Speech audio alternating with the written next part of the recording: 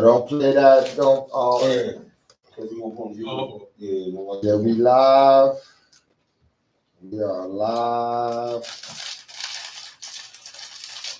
So, God, remember, your sweet spot is right there for YouTube. Make sure you stay there. We are on live.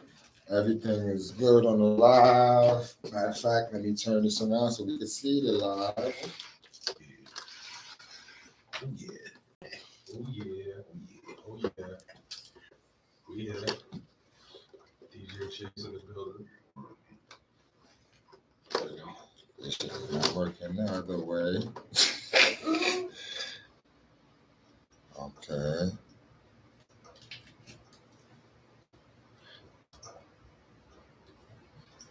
I could just use this to move. Bam Bam Bigelow. Yeah, and it's clear. Outside on late night. Friday night, the hangout. Yeah, you know what it is. Yeah, what's checking bankers? Hold on, let me move over a little bit. So Chase. You good? I know you sit on the cut. I'm here. Chase chicken. What's up? You moving around. Okay. Worldwide sounds. Black Vice Land. That's a fact. How dare we be That's fucking? a fact. How I'm dare glad we you be caught that. How dare we be fucking consistent? How fucking dare you? Two black dudes with fucking Harlem. How fucking dare you? Consistency is the key. Glasses. And Harlem and Queens. And time, You know what I mean? please. How dare you? Yeah. How fucking dare you? We here though. Did we go on last week? No. No, so we missed a week. That was a flood. Oh yeah, flower week. I got a feel about that. That shit was crazy. Boy. I love that shit. I was in Jersey. Nigga, I thought it was Alabama. I said, yo, hold on. It's really flooding like that in Brooklyn. Yo. I live in a project. Right. that don't even matter Right. in the project. Right. I was just like, yo, hold on. All right, everybody, that's clean shots. Yes, it is. That's it. So we are going to get ready to go. Put it on. We'll go ready to start the show. You see the YouTube, the live. Yeah. It's blocking me. You can't see me good. Oh, Y'all saw this, huh? You don't see me. I'm in the cut. In the cut. Shit's chicken in the cut, yo. Yeah, that's you. It's documenting. I'm here for moral support. It's more than moral support. It's moral support. A support system. Morality. The dope chef. The remote chef. Yeah, don't worry about y'all. What about y'all? Stephen A. Smith said 49ers might win. Oh, yeah, they're going to win. Uh-oh. Don't worry about we all going to win. 49ers might win. Damn, Mike. Who y'all? I'm worried about that. Fucking Cowboys. Oh, we talking football shit. Mm-hmm. I fucking I don't know. underdog. Stephen A. called the Celtics to win the championship this year.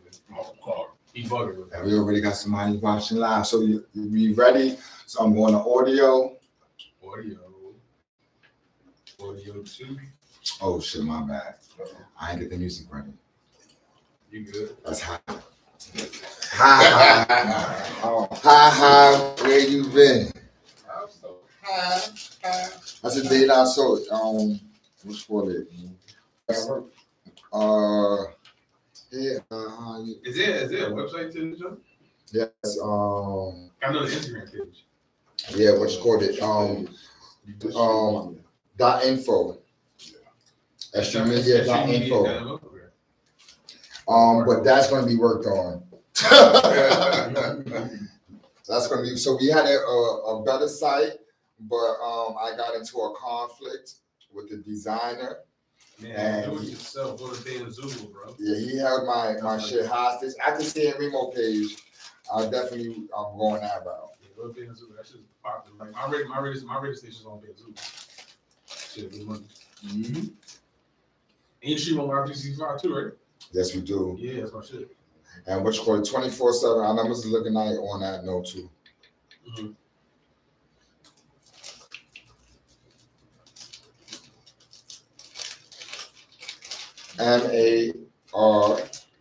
What was that? No, I got it.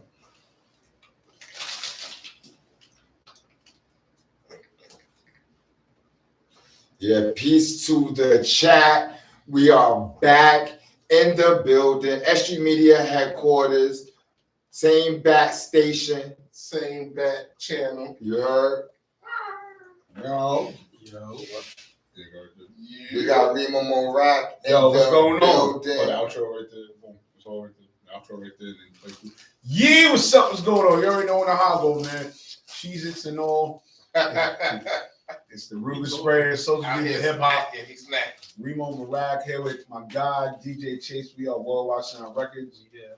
What's going on? Yeah, chop it up. I need the media one. Long day. Right, the media I one? might cop a nap in the corner.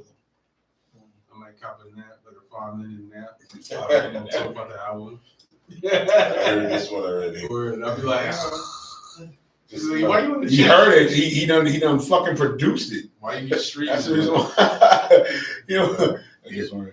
I heard it 10,000 times before. Yeah, 10,000 times, 40,000 times. See, that's the thing. So I like when I mix it, I try not to listen to it again because I'm not like it. That's the best part. We head back to the Remo Volume 2 out now. Volume 1. I'm joking. Don't I'm teasing. tease him about Volume 2. We gotta say that. What? We gotta get to work. Yeah, we gotta get to work. Yeah, I'm gotta work on the beats for that. Really? I've been in my old. Oh yeah, look, I'm gonna I just use AI. You know? No, hell no. Use AI. I'm all for AI music. It's just not for me. All right, so audio starting. Throw his voice on anybody, whatever anybody wrote. Morning sign is up. Oh, that's what's Yeah, up. I'm for AI. Bro. S.STREET Media opening is up. I written already. I see what? Chase, you said what we gonna do? Like 5 tracks? Yeah. Only getting short, yeah. Let me say it's almost done. When New York State Moment is done. Countdown. I like the intro. 6, 5, 4, 3. Bam, bam. Oh yeah. Check the audio. Mic checker. You thought I forgot about your media. I ain't forget about you. But let's just get right to it. So, what will it take for one to realize exposing and doing weirdo nonsense in interviews only has a limited time called your life is on the line? A good amount of entertainers don't play that. You know what I'm saying? And their publicists don't play that either. Because they're ruining their client's credibility and their image, and you're affecting their money in that sense, in that regard. You know what I'm saying? Yes, you got it with clickbait, you got it with high numbers and likes, and it puts you in a place and a value set where honestly, you're just equivalent to a doja or a store runner. Yeah, you're there at the places, you're there at the events and everything, but you're just not respected. So, yeah, I thought this was genius. I'm not gonna lie to you. Hey, listen.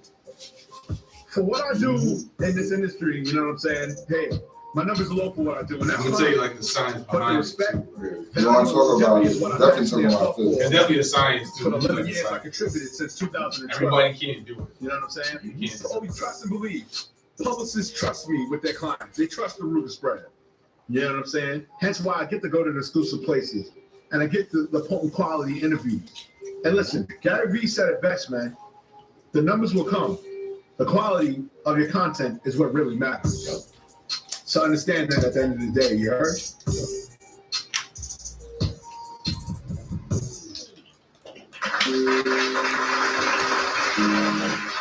He's about to go to the other heat. You heard? He's about to go to the other heat. They got 2 joints real quick. Peace, family. It's the God Mathematics, And I am Rod. and we are the hangout. Yeah, we just gonna get straight to it. No long intros, no beating around the bush. We missed it since last week, so we back like cook crack. You heard? Yeah. It's a new day, new dawn, new money, new mindset. Whip it up. That's what the hangout is all about. Check this. What's up? We got some guests in the building, you heard? Yeah. We got some guests in the building. Got some guests, definitely. Some nice guys from Harlem and Queens. Yeah, we got my man Remo Morak in the building. Yo, what's going on? You You already know heard? how it goes. The Ruby Spread, Social Hip Hop, Remo Morak. What's good, dog? And we got Guy right there. his partner Yeah. in this music business. Yes. We got DJ Chase in the building. Worldwide Sound Records. We are here. What's up, man? How you feel? How y'all doing? How y'all Yeah, feel? we good tonight. Yeah, we Shit. good tonight. I'm chilling, man. I know people don't ask you that, but like, how are you? Yeah, I do. How's your Yeah, mental? Yeah, that's definitely Fuck us. a rare thing. That's definitely a rare thing. That's good. But we good, man. We good. You know, last week it was a hurricane, Whatever you want to call it. man-made, natural, however you want to say it. You know, it was something was happening. And kind of stopped our podcasting from casting. Yeah. You heard? Yeah. So we back. New episode 11. You heard? That's fire. That's a fire episode. Yeah. 7-11. I like this. I like this video, bro. I appreciate it. I appreciate it, man. You know, we're actually going to be changing things around. We're going to be throwing stuff out. If we're here for a longer time, we're going to make each war a different situation. You know what I mean? We're gonna update shit. We're gonna get rid of that the motherfucking furniture that's not on camera. We're gonna get rid of that, give it more space. Yeah, well, that guy sits right there. Yeah, we're gonna do some like bunk bed type of what do you call it, shelf? So Yeah, so change the dynamics, make it more roomy, make it more able for creatives to create. You know what I mean? That's space to create. Definitely. That's a fact. That's a fact. But we don't want to talk about that. That that type of stuff. We in the building with some great motherfucking dudes, man, doing a lot of things. You know what I mean? They're shaking and baking. But before we get to our guests, man, we don't call it guests, to our comrades. Exactly. You know what I mean? We gotta shout out. We gotta shout out the whole team. Made for King, 1718 Collective, The Vandal Hour, Groundhog TV, Get Fat Record, Two Styling Who, COD Music, and so many more. Make sure you tap in on all of them on Instagram, their YouTube pages, all that shit. Make sure you really know what they're doing. Outside of what we're doing. We already know we the shit, but we want to let y'all know that they're dope also. You heard? Right. So, also, make sure you subscribe to the channel, man. Yup. We need you to subscribe. You see it's live. We live too. We live too. Make sure you subscribe to the channel. Don't be a ghost rider. I gotta make sure I pronounce my words because I talk fast. Don't be a ghost rider. Do you know what a ghost rider is? Bro, tell them what a ghost rider is. You sit there, you just watching and don't do nothing.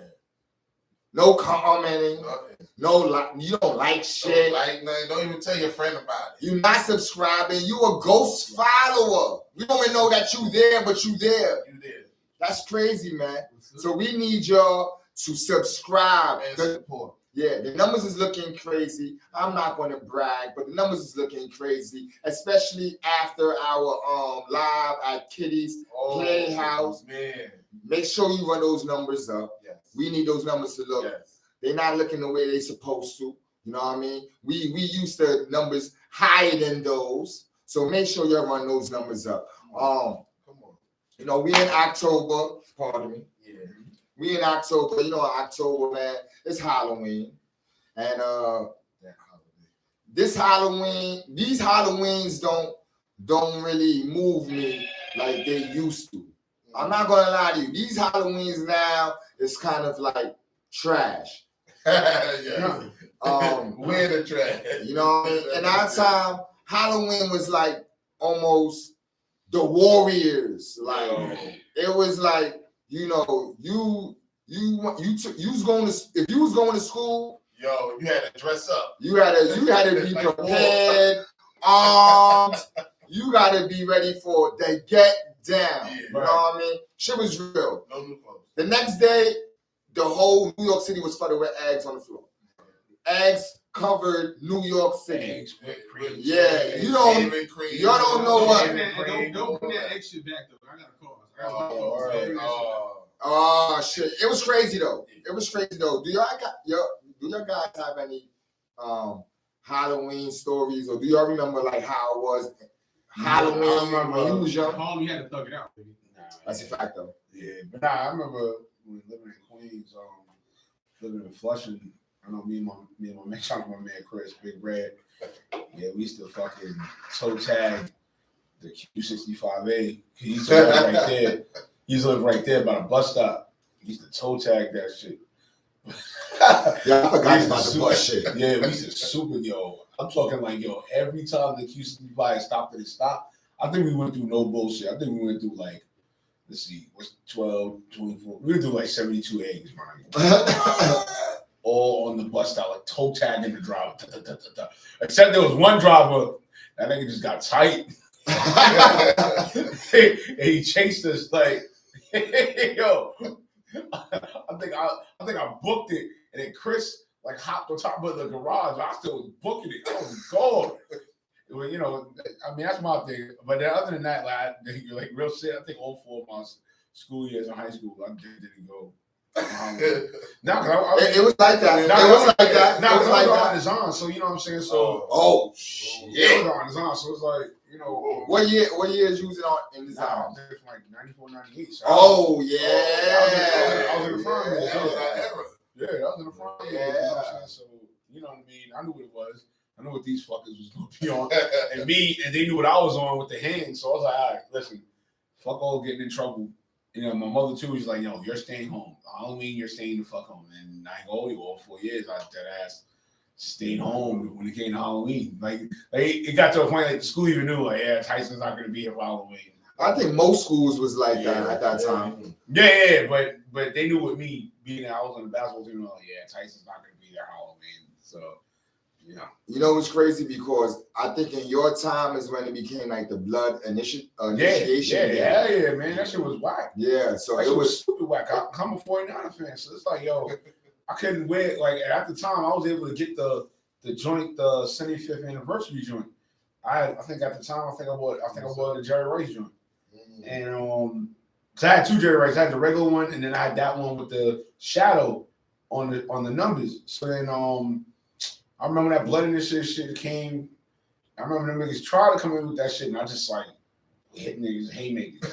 I ain't gonna hold you. I had to hit niggas haymakers, and I ran because I'm like, nah, that niggas ain't slicing me up for that. And I remember shopping in Brooklyn on not J Street, Fulton Street Mall. You know how that was. Oh shit! Niggas used to where the VIM used to be at.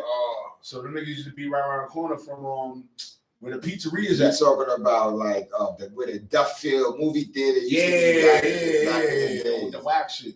The wax shit. So I remember I haven't got those white and red Jordan 13s.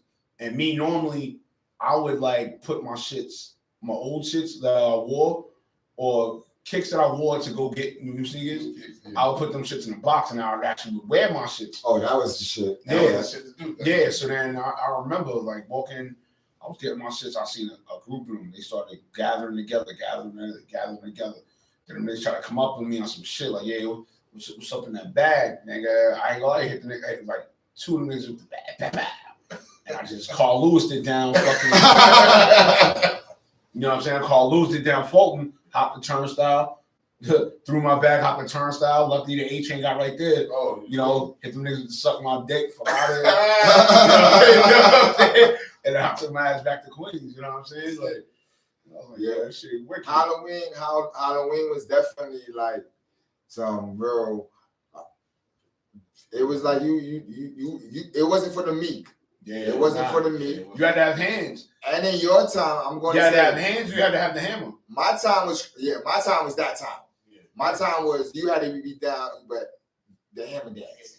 It was the hammer dance time. Yeah, right. And so, for sure. Yeah.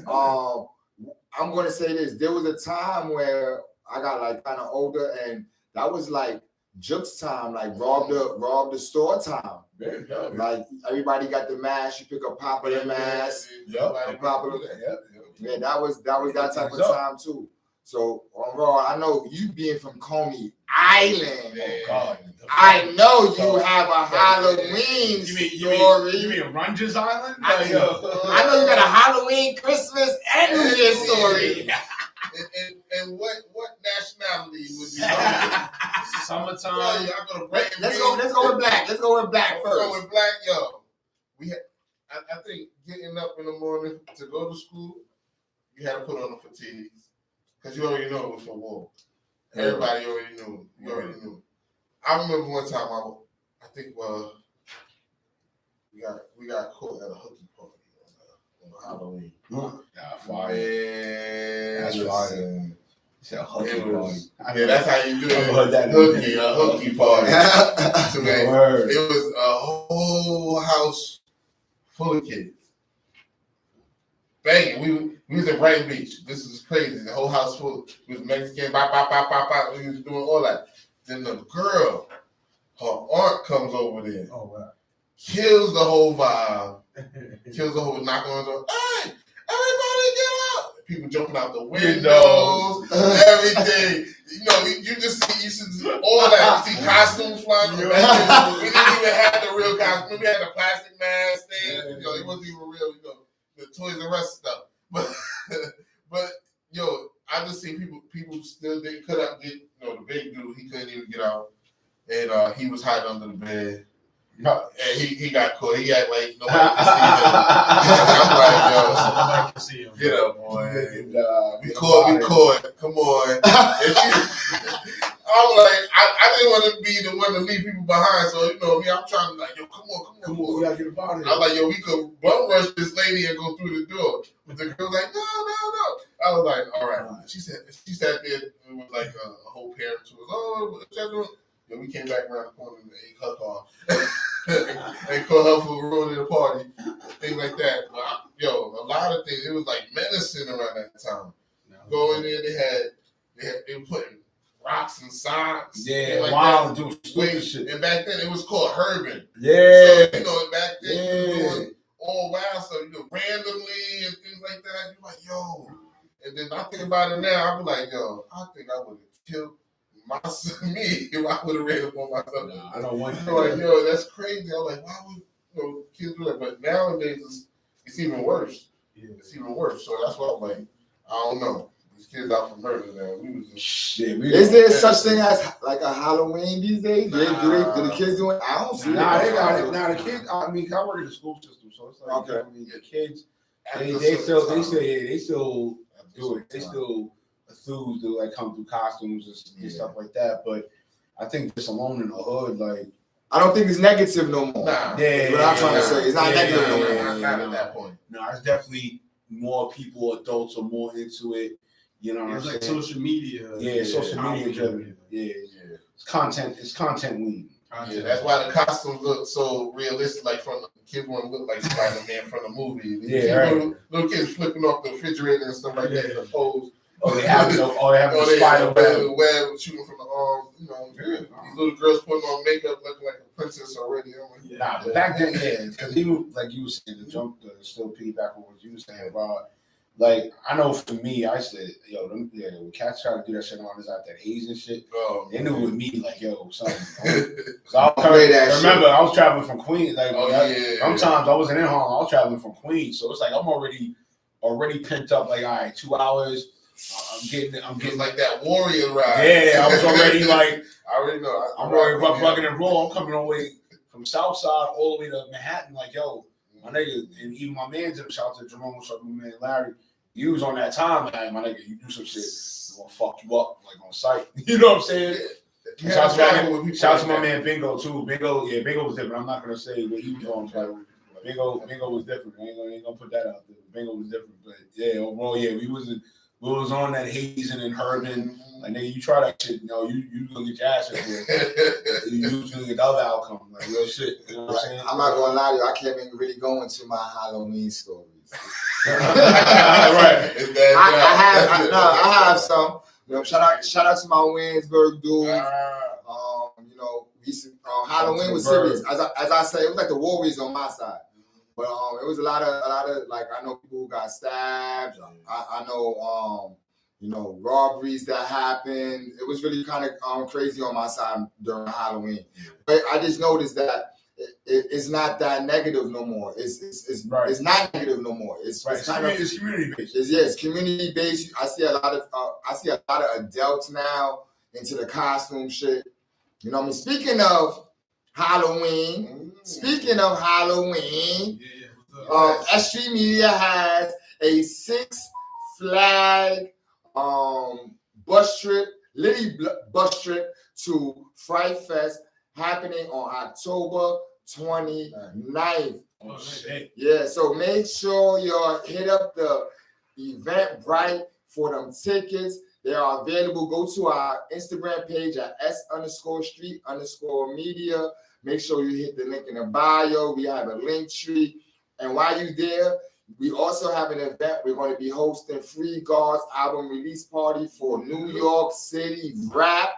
Also, you can get those tickets in our bio also. But yeah, make sure you tap in with our events. Speaking of events, what we got going on tomorrow? Tomorrow we got the What You Sound Like Network live review. When is that? That's tomorrow night. What time? You have that starting about 7. Actually, I might make an appearance, sir. Come through. I might make an appearance. I got a whole thing going on tomorrow, but I can make an appearance. So we're gonna have the Source Magazine in the building. Yes. We're gonna have DigiWax in the building. Oh, shout out to DigiWax. Yo, we can talk about that. That's the fans. We're gonna have the contributors. Shout out to them. We're gonna have Cover COD in the building, and we're gonna be like kind of critiquing music. We got about 10 artists performing. Ken King performing. Anya, Anya LaBella. That was a seizure that I just had. My bad. Yo, we love you, girl. We got Soli. We got Cobain. We got Bottom Line. We got Tara Feathers. One of our Feathers. Yes. And she got to come back to the hangout. We never got to do Tara's World. We never did that. If y'all watched that episode, make sure you check out that episode. We're going to do a Tara's World type of shit. She's gonna have her own segment. She's definitely in her own world, but she just shot a video also recently. Oh yeah, shout out to her. Shout out to her. She just shot a video. I think she had Miss Nisi in there and all that too.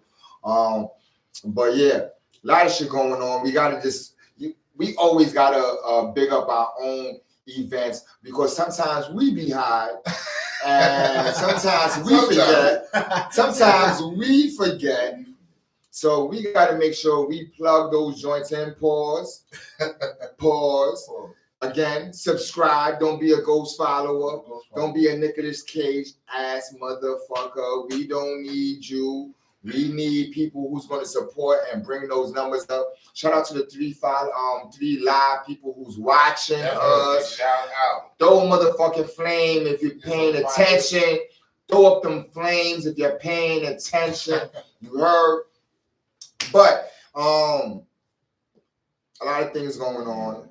I don't want to go into no industry shit right now. You know, we usually talk industry shit first. You know, right now we're not going to talk about Sexy Red. We're not going to talk about Sexy Red. We're not going to talk about. We don't need to talk about pornography on YouTube. Right. Right. Mm-hmm. You did. We're not going to push that agenda. We're not pushing nobody. We're not pushing that agenda. We don't want to plant that seed. You're we're not even talking about Trump finally being in court. Because he Man. just was in court this week. We could talk about that too. We could, but we don't We're want to gonna talk talk about about what this country will let him walk again.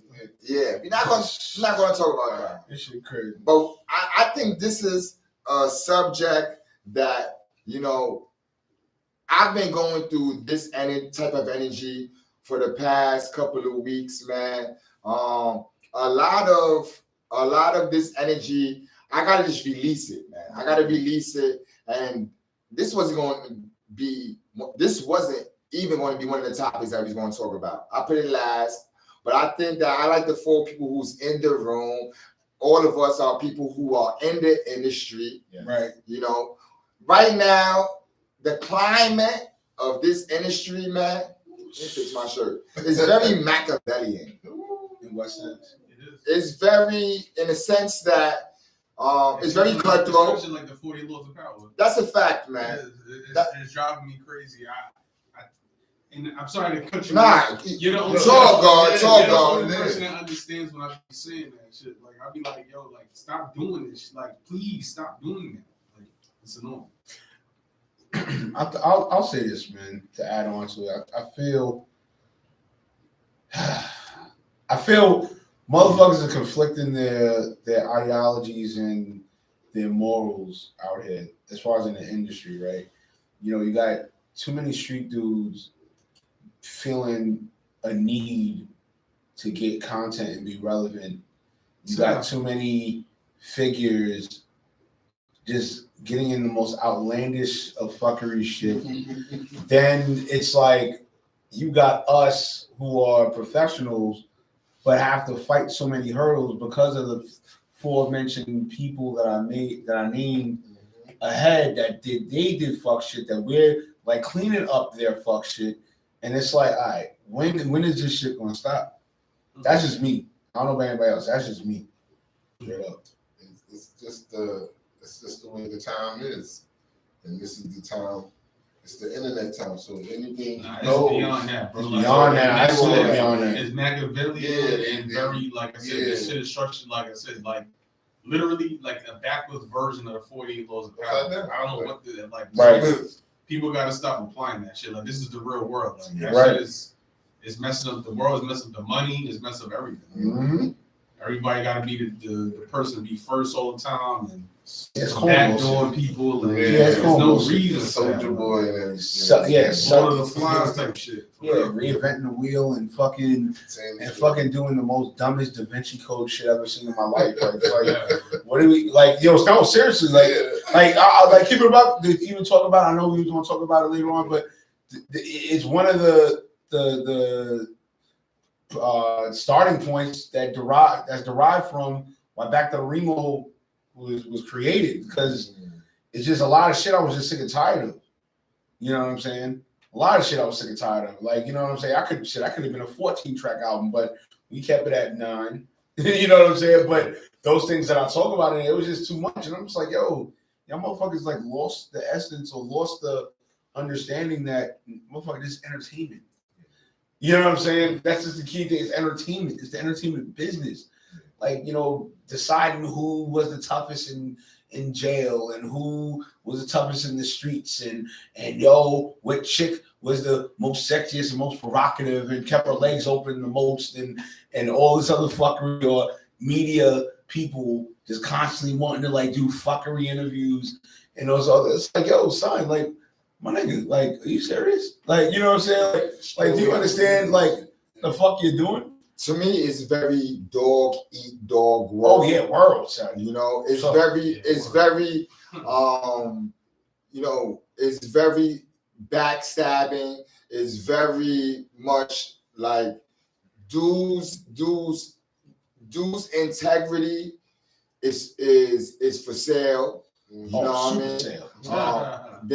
They're what they would do for $1 is ridiculous. Also, like, I think about like prison, and when I was in prison, a dude was like, it was like we was in a drug program, and you had to talk about things that's going on in the dorm, like you had to.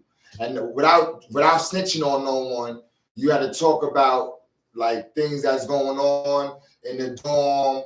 Like it was people who was in ASAP understand what I'm talking about. You got to do it to get out the motherfucking program. So one of the dudes was like, dudes is moving around like they reading 48 Laws of Power, but that is like Greek fucking that is Greek fucking betrayal shit. Like that's not African mentality. That is some you know, you gotta like you shake a hand with you shaking a person's hand with the same hand you use your sword with. That's how much distrust that it is. Right. You know, so to apply this in real life, you know, it even outside of the industry, to me, is like you're playing with your life. Because if a person is truly going according to that book, then you know that you're going to come across someone else who not just reads the book but lives by it. Yeah. You know what I mean? Without even having to read the book, like someone who move on those times and those type of and then, man, energy. You know this too, man. Also, too, you got people that's thinking they reading it, don't know what the hell it's talking about. Right? That's the problem too. Like you got a lot of niggas out here looking at pages but don't know what they're reading or listening to shit. They don't even know what they're reading. Like, and that's what this is the music business too. Like a lot of cats I come into, like I said, you're not gonna outthink me, my nigga. Like you're not gonna do it. Like you know what I'm saying? You heard about me before I even got here. You know what I'm saying? Like I know how to move the pieces on the chessboard.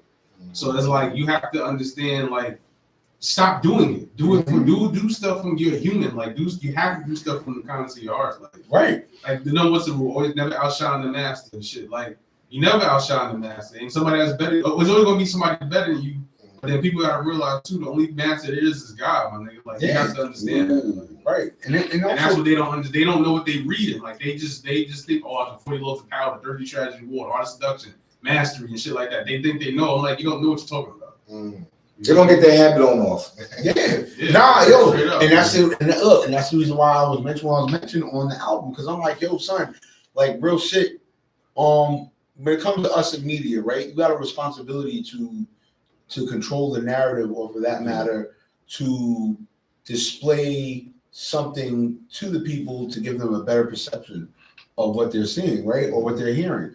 And for me, it's just for the life of me, I just don't understand, like, why is it that someone feels it's okay to do content for the sake of viral not just oh, you know what, I gotta make sure this person's integrity is on point or whatever to have you, or their brand. Like you're not even realizing, like, yo, you fucking up the whole ecosystem from their publicists and managers' perspective of what they're doing to bring you onto your platform. You know what I'm saying? And I'm not saying you have to kiss that person's ass, but at the same token, it's like, why are you aiming to just put them in a fucked up situation? Then when you edit it and you don't even put the full clip of it, you know how it goes on social media. If I see this clip, that means this is word of law, and it's like, no, man, you gotta stop doing that shit. And even with the entertainers, it's like damn, bro, like y'all really that fucking bored to get involved in dumb shit? You're really that fucking bored? Like, yo, what is going on out here? But not to cut your wisdom, I'm gonna say this. I do stuff because I like doing things for people. You know, I believe in community. I believe in working together. I believe in helping another person learn something that they don't. I also believe in learning something from someone that I don't, know. So I believe in an ecosystem based on some emotion, because everyone says business doesn't have emotion, but it's emotion. It's emotion. And so when I'm dealing with a person and you working with them and whatever, you building trust with them, you're opening your contacts, your world to them, and then to like for a person to like just like do some crazy shit towards you, I just feel that that's the Machiavellian. Yeah. I think that people want to sour a person. I think that they want to make it that you don't exist, because if you get burnt so many times, you start not fucking with nobody.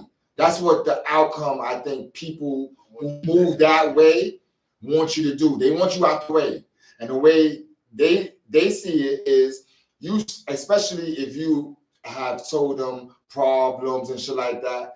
These motherfuckers is like, yo, they use whatever you say or said against you. They use it as a weapon, a fucking sword to chop your head off. And I just feel that in this industry, it's so hard to move if you can't trust anyone.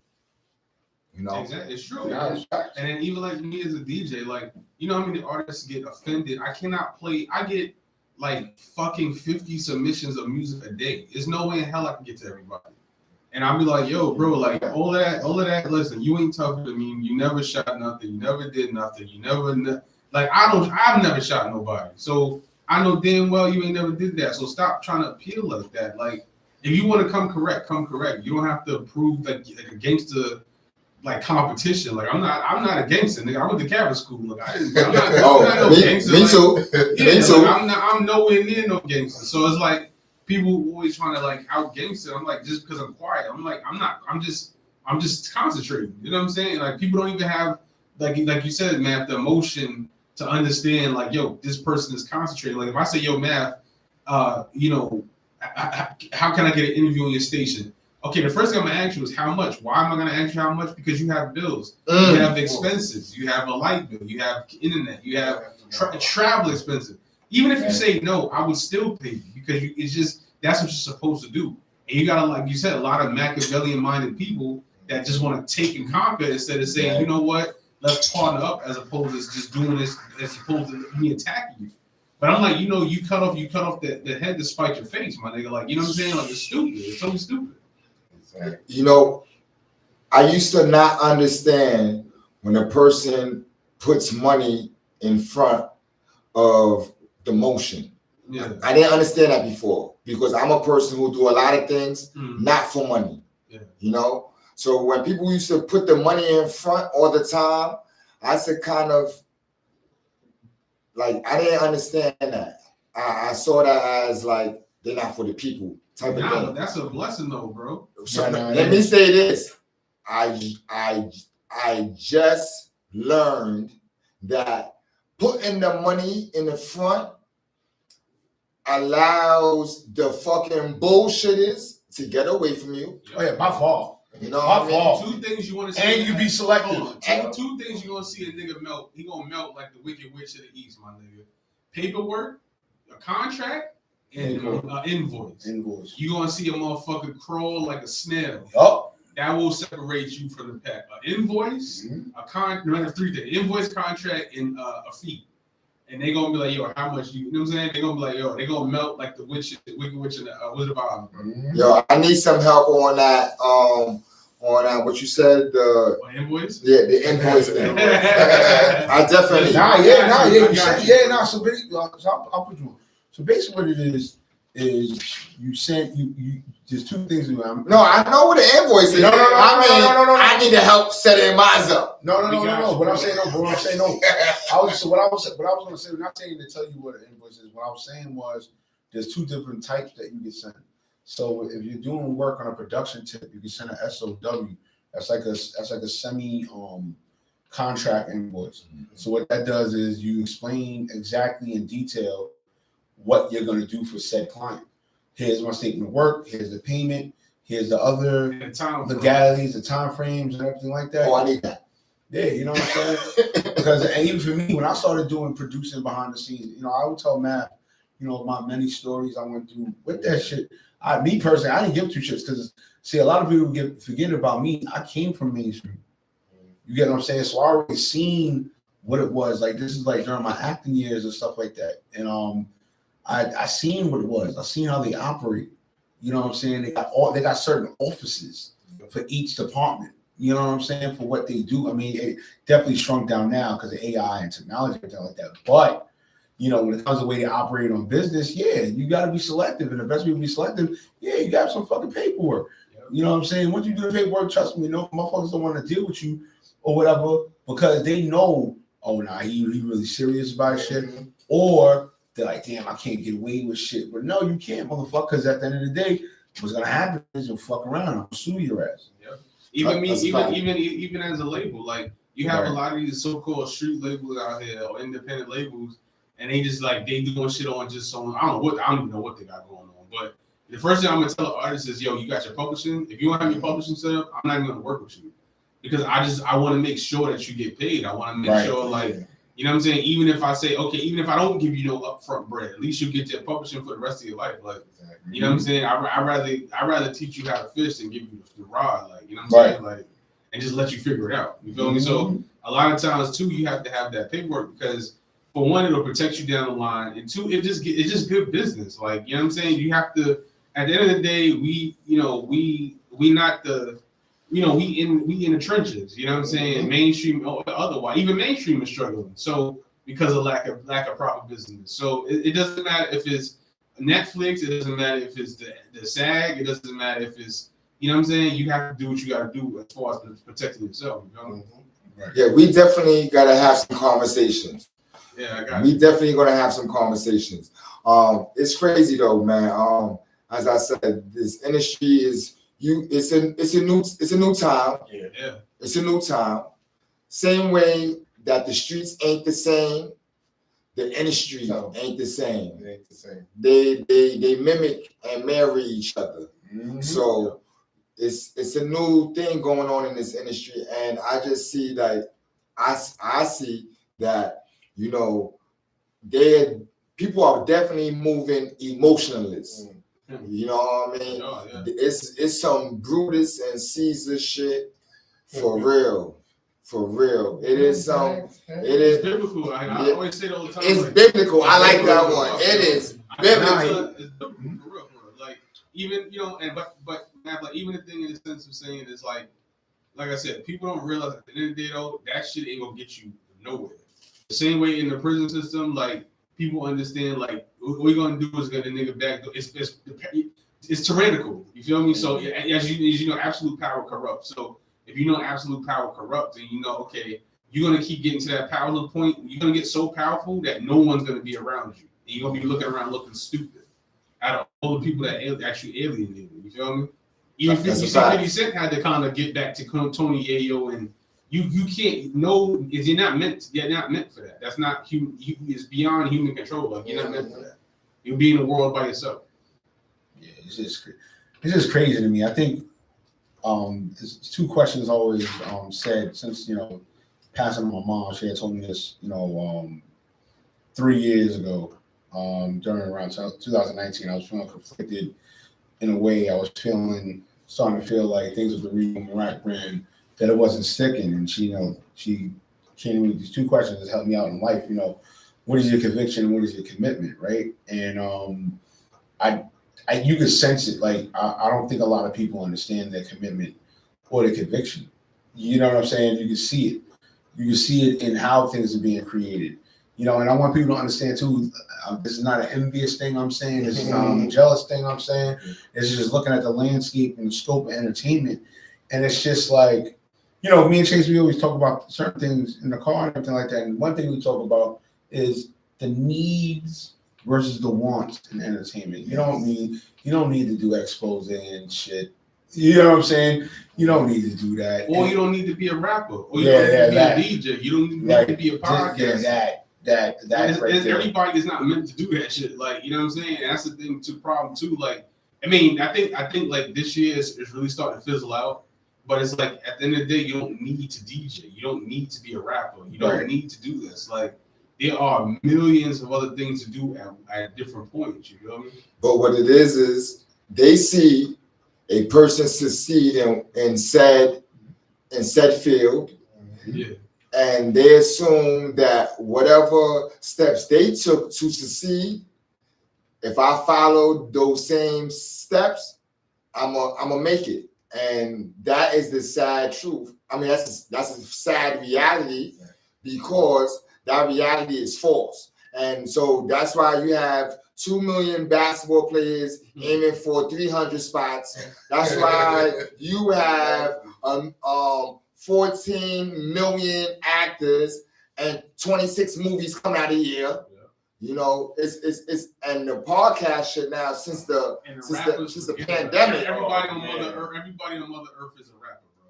Everybody on Mother Earth is a That's media the worst. personality. How about that? Rapper. I think a rapper's worse. Yeah, rapper is definitely. Rappers up there. I used to be embarrassed after a certain time. Before I went to prison, I was about 28 years old, and I used to be kind of like I'm not gonna say embarrassed, but I definitely never really told people I rapped who didn't know me. You know what I mean? And now it's different now because you have like 2 Chainz and then popping and really popping too. He was like 38. A Danny Brown 35. Right. So there's such thing. But in my time, if you didn't, I thought you had to get on by 18. Yeah. 18, 21 in those years. Because around that time, you gotta understand, it was more hip hop was more catered to the youth. It Sure, was younger. Yeah. You know, over the years, you know, that cutoff point started getting grown, just like in acting. Like when I started in the industry, I was 26 already. So a lot of things you couldn't push past me or whatever, because you know my parents were strong-minded, always about critical thinking, and on top of that, I was already at an age where I'm not going to be accepting, you know, cloak and mirror shit you're going to tell me. So, you know, it's tough, man. It's just so tough. This is why I'm so like challenging to my students, because I don't want them to be these people. You know what I'm saying? Like real talk, I just don't want them to be these people, man, because you know right now. It's such a hamster wheel fucking behavior out here that it's to a point where it's like, yo, if you're the hamster, or you the one that got off the hamster wheel, you're looked at as a fucking weirdo. And it's like, wait a minute, hold on. How the fuck is that possible? You're doing the goofy shit and staying on this track. Yeah. Meanwhile, I smartened up, got off the track, and now I'm going down my own path. And you build your own motherfucking track. Like right. You did. You feel me? Like, and that's the thing too, because even like with me, like like I said, me and Remo both came from mainstream, but I started younger. I've been in this since I was 18, and I went to college S.TREET, and I seen every, you know what I'm saying. We used to book artists and stuff up there, and it's just like the game has changed so much, but a lot of it comes from like social, and I don't really want to blame social media. Social media is just a tool, but it's like people just let themselves get sucked into that shit. You feel me? And I think a lot of times too, people don't say to themselves, well, you know, you have to put in 20. If LeBron James putting in 24 hours, you got to put in 25 hours. You feel me? If Jay-Z's putting in 12 hours a day, you got to put in 14 hours a day. That's just how it works. And it costs money. The Mamba mentality. Yeah, you got to have that Mamba mentality. People don't realize resources matter. Like you got to have the resources to do this shit too. Like, I tell cats all the time, like, yo, get a fucking job. Like, it's okay to get a job and do music. Like, until you get to the point where you can make enough money to not do the shit, get a job. There's nothing wrong with getting a job, bro. That is true. I think that is a reality that needs to be like put in front of a person's face. For example, me and my business partner, Cover COD, shout out to Cover COD.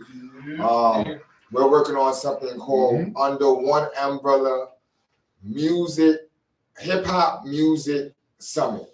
And we're going to have people from different aspects of music outside of the rapper. We're still going to have the rapper, but we're going to have industry people, for example, like a Jungle, who's a music exec, but who comes from the streets and became a music exec. We're gonna have somebody like Divine RBG. He's gonna be talking about health and weed and how that's a big market inside of our culture now. We're gonna have a fashion person, Kalia Clark, who speaks about KC. Shout out to Kalia. She was supposed to come here tonight. Pause. No, it's not pause on female, right? Nah, but she's a busy woman, man. Shout out to Clea, man. She just came back from Paris. Shout out to Clea Clark. But what we're trying to show our youth, and not just youth, people who's in the industry, how to eat off the industry and not be the rapper, not be the DJ. You know what I mean? There's a lot of people making money behind the scenes. Hell yeah. That's fact. And moving more mountains than the ones in front of the camera. You trust me, you make more money. Let me explain something to you. I'm gonna give y'all a piece of gem right now. Mm-hmm. You make way more money. Like even like with me, like when I'm not DJing, I do marketing plans for artists. So I teach them like or big brands. So I'm like, okay, you know, I teach them about like product, like the market mix and stuff like that, or how to generate how to funnel what you have your platforms to making money and things like that. So you can charge a premium price. You can charge a G just off consultations. You feel me? Learn a skill, and you can charge a higher premium price. Or first of all, the streaming royalties take freaking forever to come through. They 3-4 months to come through for a royalty check. So you will be waiting for that money for forever. So you know what I'm saying? While you looking around looking dumb in the meantime, between time, you treat it like a job. You got 4 days out the week. If you work 7 days a week, you got 3 days of weekends. So if you do Friday, Saturday, and Sunday, do some gigs, and the rest of the week you can make a G a day doing a consultation. You feel me? Doing marketing plans and things like that for landing pages and shit like that. You feel me? So yeah, plenty. You make way more money doing the business side than the performance side. Excuse me. Yeah, you're 100% right. Right. I just got onto that, Yeah. and it's been working. Shout out to all of my clients that I've been working with. Get that invoice money, man. You heard? Yo, Elliot, I'm about to get that bread too. You know, being that part of DigiWax and all that, and things are just rising with the Remo Marat brand. Ascension's been increasing, and it's just that time. I think people gotta understand, man. When you come into this business, entertainment business, it's not for the weary, it's not for the weak, it's not for those to like play dumb and naive. This is something serious. And at the end of the day, as you increase with your brand or your level with your brand, that's what everything else gotta increase. You know what I'm saying? Like, you pay your dues, you did that and everything, but then once after those dues are paid, it's time for you to get paid back. And as me and Remo always say to each other too, like at the end of the day, you can have like, especially with the independent thing, people think like being independent is easy. It's not fucking easy. No, it's not. You gotta pay everything. You gotta make sure your taxes is straight. You gotta make sure the compliance is straight, your business license is straight, your EIN is straight, your business account is straight, your LLC is on point. You gotta pay the taxes so you can have your LLC on point. So you get that business loan. You gotta have a DUNS number. All that shit goes into being independent. So it ain't that easy. And then we always say 0% of nothing is nothing, my nigga. Like sometimes you gotta partner up or pay for something or outsource something. You feel me? Like that's like a fact. even like you can't do everything yourself. A lot of times people think, oh, independent. Nah, you gotta pay people for shit. Like shit, you burn yourself out. Speaking of which, shout out to my man Veg. He the producer on my podcast, the Cuts podcast. So you know what I mean? I did a good amount of that. I mean, I'm at 134 episodes. Shout out to that. Yeah, I think I edited about 90 of them before I went and got producers. So shout out to Wade Green as well. He produced season 4, season 5, and then right now Veg is up. Veg has done an amazing job. You know what I'm saying? So I'm at that point in my career because and shout out to my publicist, shout out to my mind, shout out to Maria. You know what I'm saying? She's done an amazing job. Shout out to the Remo Marat brand team, Elizabeth Graham. Shout out to Risa. You know what I'm saying? They're doing their thing, and at the end of the day, you know what I'm saying? With being year 17, that's why I'm taking this so serious this year, because not only to reflect that. You said year 17? Yeah, I'm in it again since 2006. I was in prison during that time. Shout out to but blessings you still but blessings you turn it around. You're doing the American dream. You know what I'm saying? Positive, bro. But at the end of the day, with this year, with year 17, it's like I had to tell myself, Remo, like you always aim to be separated from the pack. Yeah, right now with this year and the way your sentence is happening, you really gotta separate yourself from the pack. You know what I'm saying? It's so many ways that I'm operating now, you know what I'm saying, versus then. You know what I'm saying? And Math can attest to this, you know what I'm saying? Chase can attest to this. I am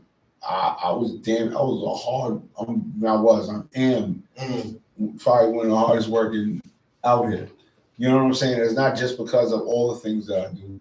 It's what comes with it of how I do.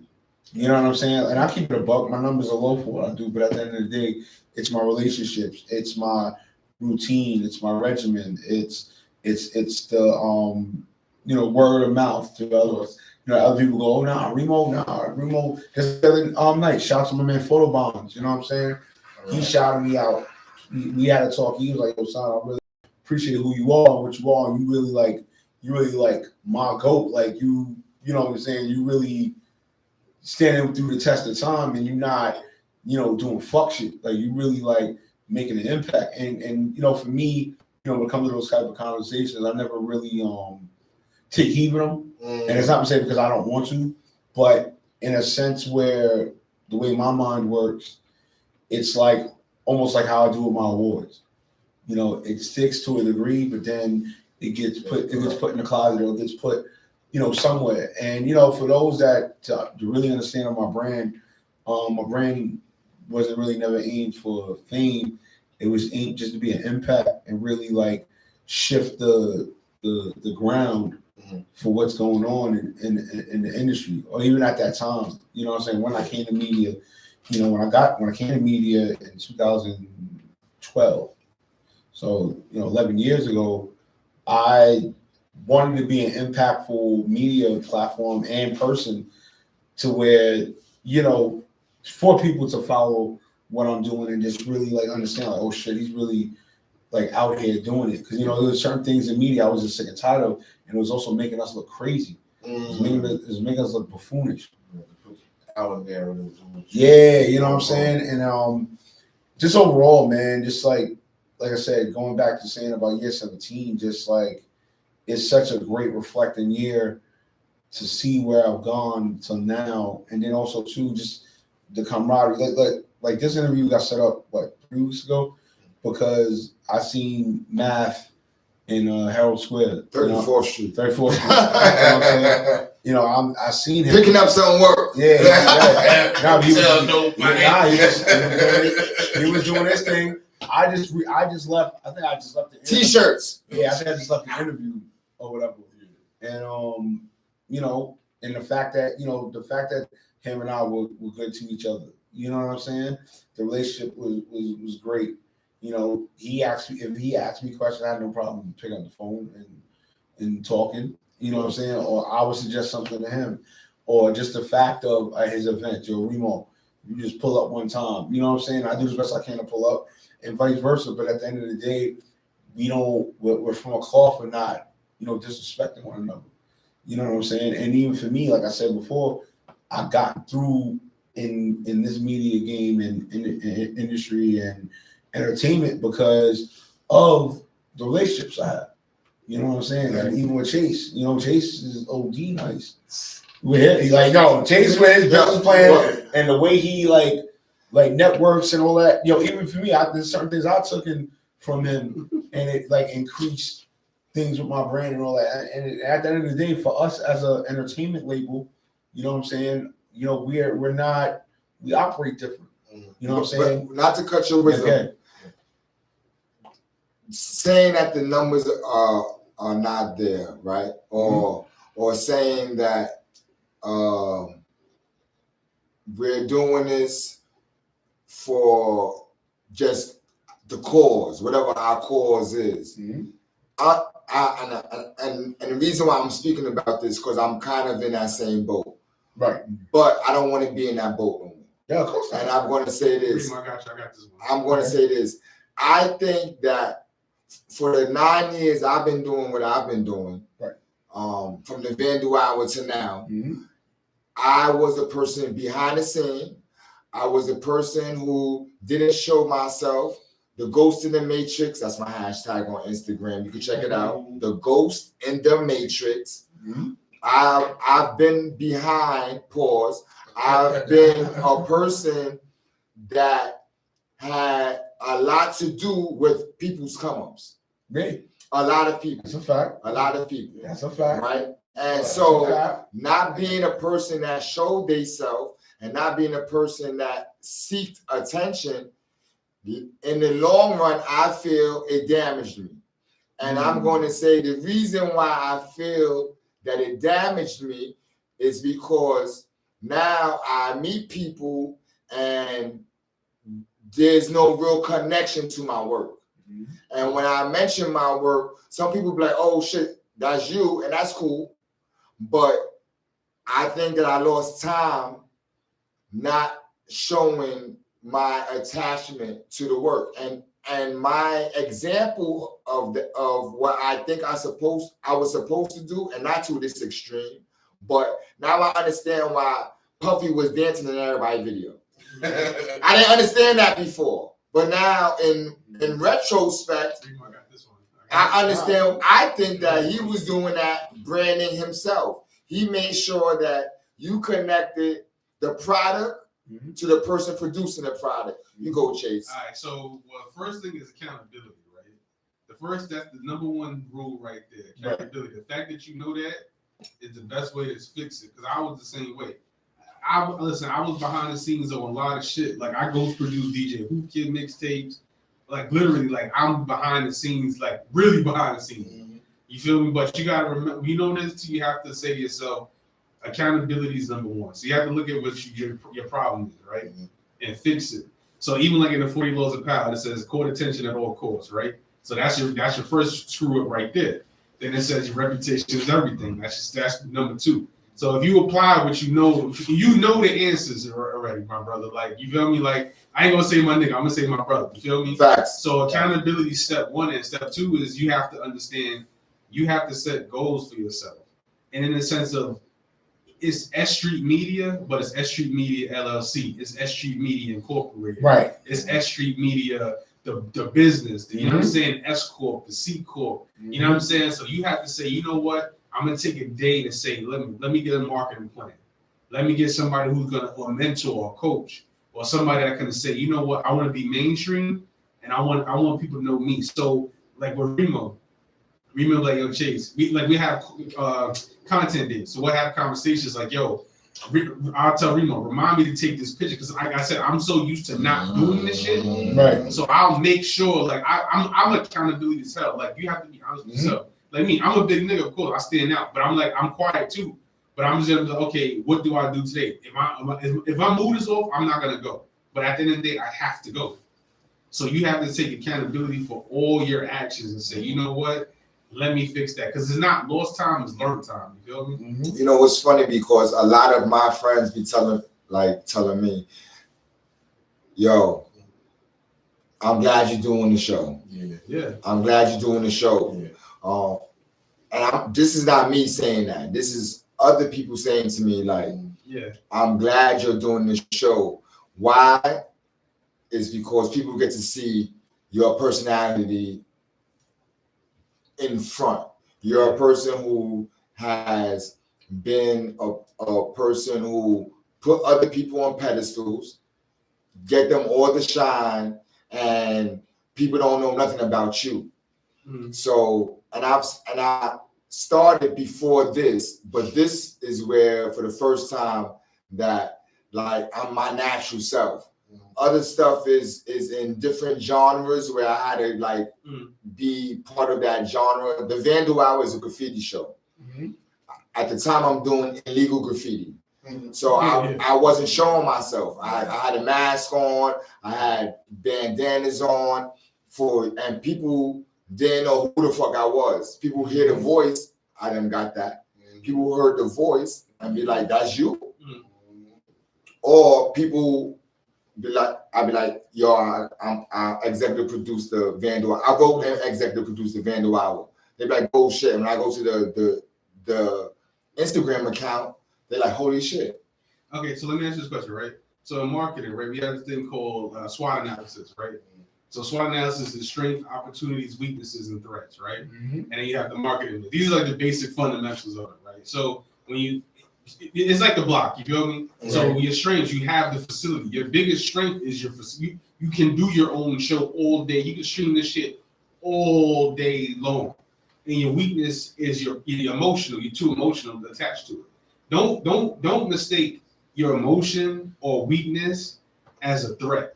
And that's what you're probably doing. So don't take it as like, I'm the street guy, I'm gonna do. Nah, nigga, like they not, trust me, they nobody think about you. You feel me? So you gotta look at it like You know what I'm saying? You doing something positive, my nigga. Like you have your own spotlight. You know what I'm saying? It's a blessing to have that and use it to your ability. So the number one thing is, like I said, accountability.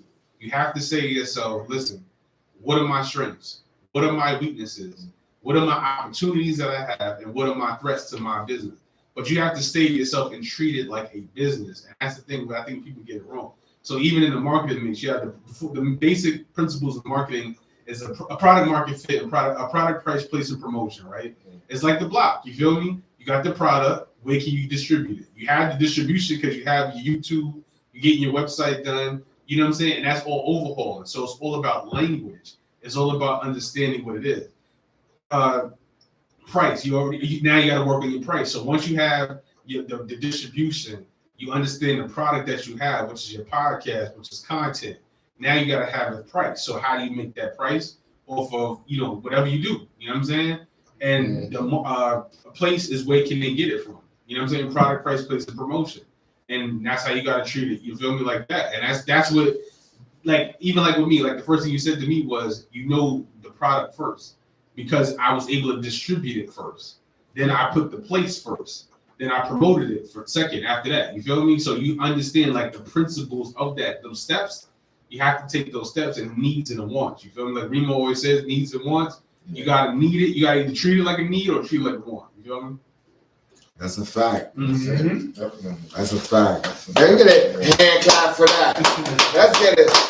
That was a jewel right there. That was, and it wasn't from Canal Street either. It was real. That was real. That was Madison Ave, Fifth Ave shit. It wasn't no frill shit. We need more black. No frill shit. Zell ain't real. Huh? Zell ain't real. No, Zell. I said it's real. Oh, I'm saying. I was gonna say. I'm saying no frills. You know what that I means? said it's real like If this. it said no frills on it, that was the fake product. Nah, I don't want that fake I product. don't want that fit, my nigga. I didn't want I that want real, that man. pure. I want that one. And that's what you have. S.STREET Media is that pure. You feel me? Yeah, son. You know, And think of it this way, you're the only one on the block right now. So you gotta, you know what I mean by that. So Yeah. you got the block right now. this is bro. what it is, man. We've been doing this for 5 years. Yeah. I started actually 9 years ago. Shout out to the other station that I started at. And I grew with this. I love what I do. Didn't know jack shit about it before doing it. Pause. And grew to really love doing this, and it can always improve. I really studied the culture of podcasting. I studied the culture of media. I'm constantly attacking the algorithm. I know so many tricks and little things to do with the algorithm. The algorithm is just a playpen for me. It's me playing with my Rubik's Cube, aka the algorithm. And I still haven't got all sides of the Rubik's Cube yet. I ain't one of those. But I done got all the sides but one. You probably play a chess game though. You probably get a chess game going. Yeah, I suck in chess also. Pause. My son is a former chess champion in the United States, man. He was ranked 10th in the United States novice when he was 6.5 years old. Yeah, he had dreams of being a grand champion, But now it's just. I study the nature of this. I study what we're doing, and I'm going to say this: a lot of people do this, but don't really study it. I could tell. No lie to you, I could tell. There's people who have they tripped and slipped into it, and they fuck with it for a little while, and then they don't fuck with it no more. So, I've been in here for the long haul. Shout out to all the people who's been really rocking with this podcasting shit for the whole time, not falling off, really keeping strong to what they do. But S.STREET Media is a family vibe. It's a tribe of individuals who work together. We're not focused on the dollar, which we should be. Which we should be. It should be. You know what I mean? I don't want to be the underground person. I don't want to be the underground person. I want to be commercial. You know what I mean? I want to be commercial, not a sellout, but a commercial. Listen, sell out, see. brother. Fuck what you heard. Sell out. Yeah, if I can sell out the tickets, man, that's a fact. That's a fact. I'm selling out the fast as some Jordans, my nigga. I'm sell out, bro. Fuck that. That's a that fact. number. You might just see a sell. Sell out. You want to take my name to who? Sell out. I'm selling out, bro. All right. Got it. Yo, let's. I'll throw something else. Of course. Yo, since we still speaking about the industry, man, I just want to bring this up, man. Kanye West goes on a rant recently. You know, I'm a Kanye West fan for people who don't know. So I'm gonna move my piece first. I'm gonna move my piece first so everybody know. But Kanye West goes on a rant. He's shitting on everything. Nas rhymes off beat in the song Cop Shot the Kid. Cardi B's an industry plant. He needs to get rid of good music because he's great. Pusha T and Tiana Taylor shouldn't have been their albums produced by him. Shouldn't have been produced by him. He should not give away that music to them. That type of thing. And let me say this. Cardi B did respond. And she responded by saying, don't let her open up the door of skeletons. Mm-hmm. She don't want to open up Pandora's box. Hey, yo. Yeah. She don't want to do that. So how you feeling about this rant? And did you hear the rant? Yeah, no, I mean, I'm like I said, I'm a Kanye stan. I'm a realistic Kanye stan. And the one thing that I understand is Kanye is human, right? And I'm not defending of his rants or thereof, but it's like, how many more ways are we gonna be shocked that Kanye is at the state he's at? I mean, it is what it is. I mean, don't get me wrong, he's one of the best entertainers and figures that we've ever seen or had. But at the same token, that he's having some challenges or issues thereof. And listen, whoever's around his camp, they need to stop having people film him when he's being transparent. I don't care if he is willing or wanting to be in front of the camera and say these things, but you should have the wherewithal. Exactly. You should have the wherewithal to think, whoa, hold on. Kanye's the money. Regardless of what, Kanye's the money. We have to save him from him as best as possible. I'm not saying anybody can be controlled, but at the same token, like, yo, it goes back to what I was saying before, segments before, like, yo, stop the fuckery, man. There's no need for it. You don't need to film Kanye saying his outburst. Like, that's what I miss. That's part of this fucking era I miss. I miss the mystery of shit. That's it.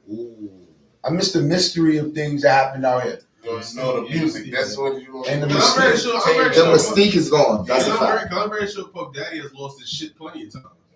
I don't mean you just film. You just didn't hear. You heard other people speak about it, but you never seen it on kit in real time. But Puff was smart. Everybody he came across, especially you around him like that, you had an NDA. Oh yeah, you had an NDA. Like I said, I'm very sure Beyonce talked about people like a dog. Like, you ain't gonna hear about it. Boy, she competitive as shit. Like, you ain't gonna hear about Funny it. shit. One of my business partners back in the days, when we first started working with each other, shout out to Checks and Balances, man. Shout out Jamila. The first thing she said is, "Oh, y'all gotta sign non-disclosure of GP." Oh, GP. Yeah. When we moved into our first office about 6 years ago, first thing she said is, "Oh, y'all gotta sign this form." I was like, I'm not. You know, and I said, you don't got to talk about none of your ideas with me. I don't care. And respectfully, gentlemanly, wasn't disrespectful. I wasn't being disrespectful to her, but I didn't understand the industry at that time. So when she said that, I thought it was an insult. I'm not gonna lie. Oh, I don't want to say I'm not gonna lie. That is the repeating tick that I have. But true story, I was kind of appalled by her even mentioning me sign a non-disclosure. Let me drop a rule on that. Let me tell you a story, and I'm not going to mention the person's name, but I'm going to tell you the story. So, Bet said individual, I meet at an event, right? I meet at a party, right? So it's known that, okay, this is around early in my producing time. Okay, hey, I'm said producer. This is what I do. Yo, Remo's nice. Sees my work, gives me a couple of things to clean up. You know, my editing skills, right? So Bessie sends me to a fashion show. Now y'all know me, right? If Remo's in the building, it's Remo approved, right? I'm gonna shoot this shit the fuck up so nice that, you know, motherfuckers are gonna respect it and repost it. Yeah, yo, Remo, damn, because the way my angles are. So I shot him. That's a wild pause. Yo, but I'm just saying, it definitely, hey, yo, that was crazy. That goes crazy. But no, I ducked that one. Yeah, right. So what I did was I shot her content and I shot my content that I needed, because we keep forgetting that Remo Marac is not a peasant or a fucking Mexican janitor servant. He's a fucking growing and knowing brand, right? So bust it. So boom, boom, gave her the videos that she had. Boom, I shot my shit. Who you think got their joint reposted? Remo. I can't help it. It is what it is. It got shot, I reposted. I did what I had to do. So then I think like a week or two later, you know, said person, she hits me up, yo, you gotta sign this NDA. I said, NDA for what? Oh, with the content you shooting for me. I said, yo, let me tell you something. I'm not doing it. I said, here's why I'm not doing it. I said, yo, it's the Fair Play Act. I said, yo, Fair Play Act, it's the act that, you know, regardless of such, you're shooting things in fair play, and it does not have to be a agreement, or does not have to be unless there's money involved. You didn't pay me. What am I signing an NDA for if you didn't pay me? I don't care what we're doing. There's no financial transaction happening here. Oh, but you thought Remo Marac was a dum-dum. No, I'm not a dum-dum. I got family in the industry. You know what I'm saying? Like, stop it. You know, but it goes back to what you're saying. And then it goes all the way back to what we've been talking about. Motherfuckers do not know how to do things accurately in this fucking industry. I hate to burst people's butt. They just don't. Because motherfuckers will come to you and be like, yo, you got to sign this. Like, wait, sign it for what? Well, I walked in your building, so you got to sign this. No, the fuck I don't. Because I didn't pay you to walk in the fucking building. That's the difference. In order to be... Oh, God. Chase. I know, Chase. My fault, Chase. Chase, you told me no Rugers. I'm going to let him go off. Listen. When it comes to things of signing, okay, it has to be of transactional things. So financially, or distributing of said content per se, or it has to be in written. Okay, hey, for this walkthrough in the a scriber? This is what I need. Not because it's off the rip, just because I'm gonna give you this NDA. I'm gonna give you this SOW. I'm just giving you this contract. No, you fuck. Like, yo, it's so nerve-wracking. And I'll be like, yo, and you know what's crazy about the story I said? I was about to go ham and see when people would come to me, you don't know what the fuck I have. So you just think I'm just this guy that just picked up a camera. I'm this guy that just came in the industry, and you don't think I don't got fucking lawyers? You don't think I got you don't think? And Chase seen one of my loyal homies. Oh. I'm not gonna mention his name. Chase seen one of my loyal homies. I see Chase's loyal homie. That's another thing with our fucking entertainment label. We both got separate lawyers. Yeah, I don't got no lawyer. No. No. Right. But I don't got no lawyer. Only lawyers that I know defended me during criminal processes. No, right. But I'm just right. No, I just sidebar. Yeah, sidebar. Nah, it's Sidebar. all good. Nah, you should get transparency. But that's the fucking shit why this industry be getting fucked up. Because there's an abundance of people in it that are overweighing the ones that are not only doing the accurate work, but also too, they're conducting in quality business and have the knowing wherewithal past YouTube fucking university of knowing what the fuck to do with such things. Like, yo, it's not, just the fact that he had to mention that story and it made me have to talk about this story. It was like, yo, you don't understand the whirlwind of trouble you was about to get into fucking trying to force me. Yo, my nigga. And then the thing is, too, it's not even the fact that niggas don't know, it's the fact that niggas don't want to know. That's the problem. That's like, they don't want to educate themselves. Like, if you don't know something, there's nothing wrong with that. Like, nobody knows everything. This right. is bad stuff.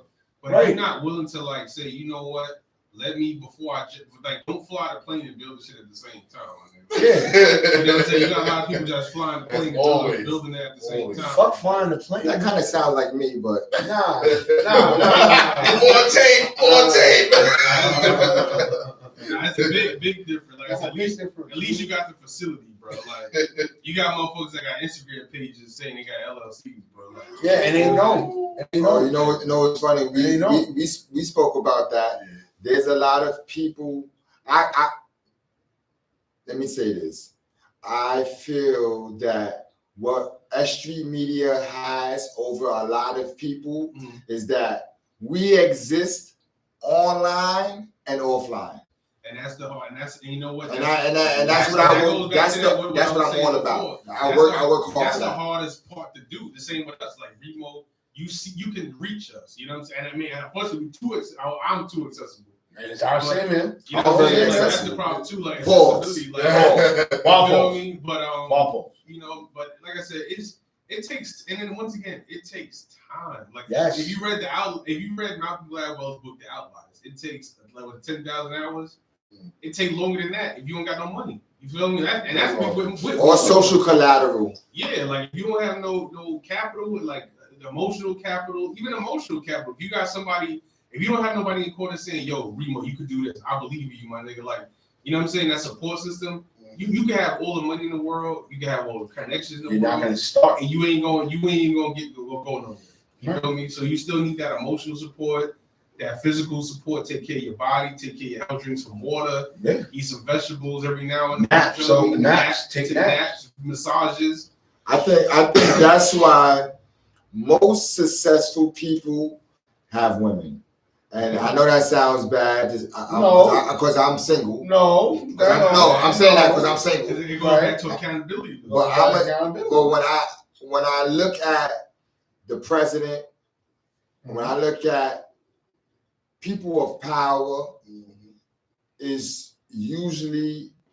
they are usually married people, and it's a balance. It's a balance that a man can't.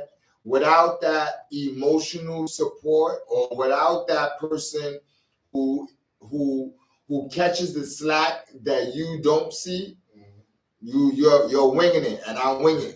But you know what? I'm married, for example, right? I've been married going on 6 years, right? So the reason why I got married, everybody asked me, did you get married for love? No, I did not. I got married for business. And the reason why I'm saying that is because, for one, I wanted to be a stockbroker, so I was on the game early. But the thing is, with business, you have to also understand that when you're married, it communicates, like, a lot of business is nonverbal.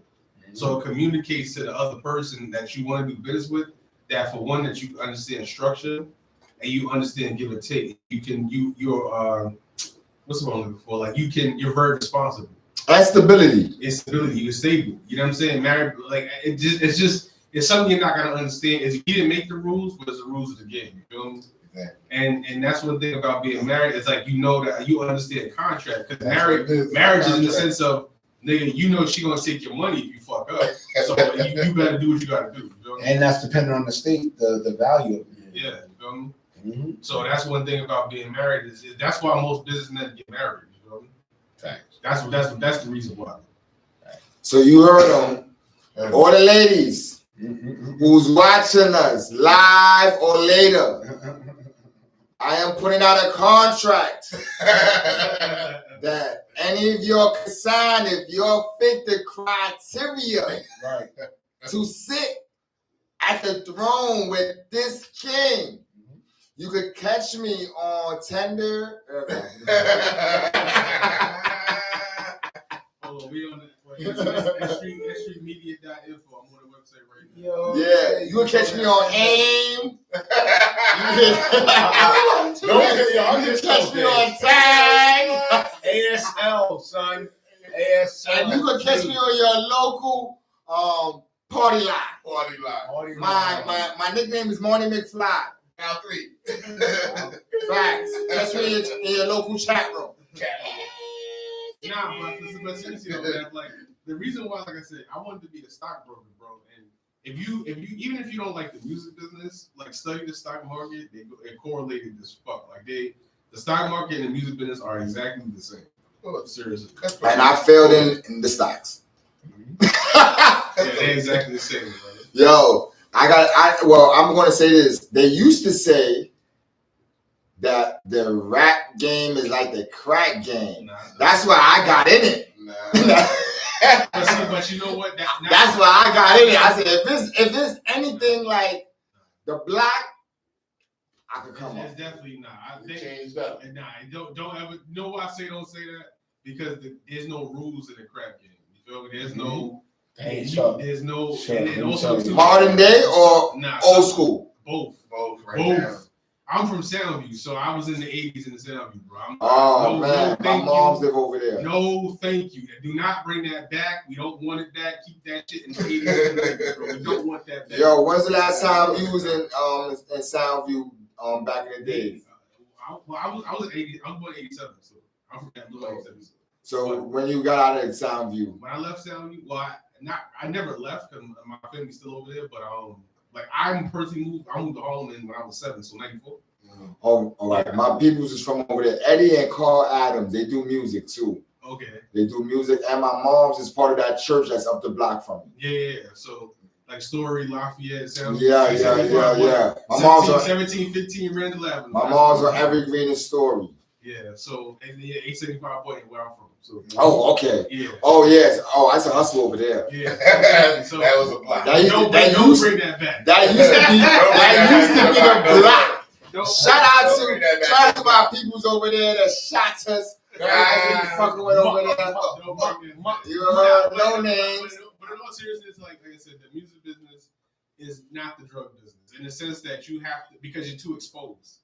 See, in the drug business, you're not exposed. You can maneuver in the music business, somebody's gonna see you on a flyer, somebody's gonna see you at an event, somebody's gonna see you. So you can't be backdooring niggas and think nobody's gonna see you. So that's why I say that. You feel me? But that's what me and Remo be saying. Like y'all be doing that shit and then don't realize, like nigga, like you're exposed. Like why would you do that? Like you know what I'm saying? And also too, a lot of us are like the head guys behind the scenes in the black community of the music business. We all know each other. So we all can talk. I can like, yo, Remo, this nigga's bugging. He won't work with you. You feel me? So you don't want to do that to yourself. You don't want to blacklist yourself. A lot of people do that. Yeah. A lot of people shoot themselves in the foot. Yeah. All the time. Too many times. All the time. Shout out to all them people who do that. Because the game wouldn't be the game if you didn't exist. Exactly. And they're gonna exist. Yeah. AKA the Ghost Riders. You know, and shout out to all of our followers, anybody who's fucking with us. I don't see no fire emojis in there. We didn't have a good night tonight on our live. I'm not gonna lie to you. That music's gonna be y'all can't see this in this video, but I'm very mad at the chat. I'm very mad at the live. Right. We usually be popping on Fridays. I'm not gonna lie to you. I'm not gonna lie to you. Our usual is at least 10 to 20 motherfuckers watching. What's going on? Pause in and out the room. I'm just saying. Yo, I don't see nobody over here. That's crazy. That means man. this episode's better go up to like 400 because everybody missed out on this. That's one. that's true. That's true. That's true, boy. That's true. Yeah. Yo, on some weird shit, man. And it's not weird shit. This is the modern times. The company, according to USA Today, the company Ring is offering $1 million for one person that catches extraterrestrials on film through their Ring device. The home security company announced this Wednesday. Oh man, I can't afford a Ring. My thing is further. I got a dog. The Nah, I'm government with you. has the government.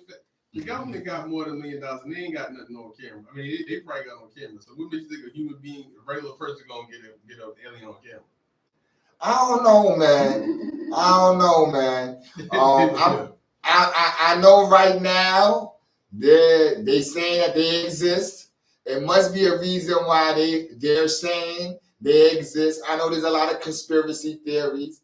I think that I think that the control that they had over them or they thought they had do not exist no more. These motherfuckers is in their own shit, and they know somebody is gonna bump into ET. They know somebody is gonna bump into fucking Cable or something. You know what I mean? So Cable guy. no, Cable from X-Men. Oh, that dude. Somebody gonna bump into Cable, baby. Somebody gonna bump into these motherfuckers. And so I think that they know it's out of their control. They can't, whatever they was hiding can't be hidden no more. You know, recently we spoke about this in Florida. There was supposedly alien sighting recently, like straight up joint. Also, the guy from the military that came out speaking about all the things that he's seen with his own eyes when it came to pause. Any sight. I was doing a primo fucking cut type of thing. But yeah, the person that was a part of the military, he spoke in front of Congress. He spoke in, and not just our Congress. He spoke in front of other countries' Congresses also. Mexico just revealed 2 caucuses, aliens, during their Mexico Congress. You know, it's getting crazy, man. Aliens out there. Well, they shot the UFO down, though. They shot it down. The government. Biden is damn idiot shot it down. You talking about them three? The ship, they shot it down. Yeah. See, the thing is, I forgot about that one. But you know this too. But that's why they doing all this other shit to distract people, though. Yeah, they said they were supposed to be weather balloons. They was trying to tell us. There was no goddamn weather balloon. It was fucking. It was Star Wars. It was sighting. Fucking the Darth Vader was coming through. It's crazy, man. On the ring, And I think that's just a ploy to get your mind on something else. Where everybody needs $1 million right now, so I'm gonna go get me a ring and pay them $30 a year just so I can see if I can get it. That's like work. That's like when people do the publisher clearinghouse. Mm-hmm. Yeah, I'm like, just keep, because I know I'm gonna win. I know somebody who won that shit, though. I know somebody who won it. How old was they? Pretty old. I know, but you know what? I think he be getting a check for so long. He's just so rich because I work for the post office in daytime. Yeah. So he downtown. So he was like, oh, I thought you brought my colors. And he wasn't bullshit. I know he get the publisher clearing checks. Wow. So he was like, you didn't bring my check today? I was like, no, like that's great. But he got crazy. Oh, that's crazy. You actually met a person who won the Ed McMahon shit. And our Ed McMahon ain't here. Shout out to Woody Wood, aka Spazer, aka the guy from the group home, aka the man on the couch, aka the Puerto Rican Ed McMahon. He's not here tonight. We probably see him tomorrow at our event that's happening tomorrow. What you sound like? You heard. Make sure y'all come through, hang out with the guards. Yes. But back to these aliens. I think that if I had the ring, I don't have the ring, but a person on my floor has the ring, and it's not to catch aliens, it's to catch the next door neighbor from doing foul shit. They got beat. They at war. Man, I got two neighbors going to war, and she got the ring with like two Mickey Mouse fingers in front of her door, like with the fingers and shit like that. They beefing. They throw garbage at each other. They throw garbage in front of each other's door. She put some roaches and ants box in the hallway. Niggas was like, yo, you gotta take that back in your fucking crib. But if I had the ring, that's the war. Back to the ring. If I had a ring, I think the only thing I'm gonna catch is crackheads. And that's kind of alien for a person who never been in a project. If you never been in a project, you think that alien is from Mars or something.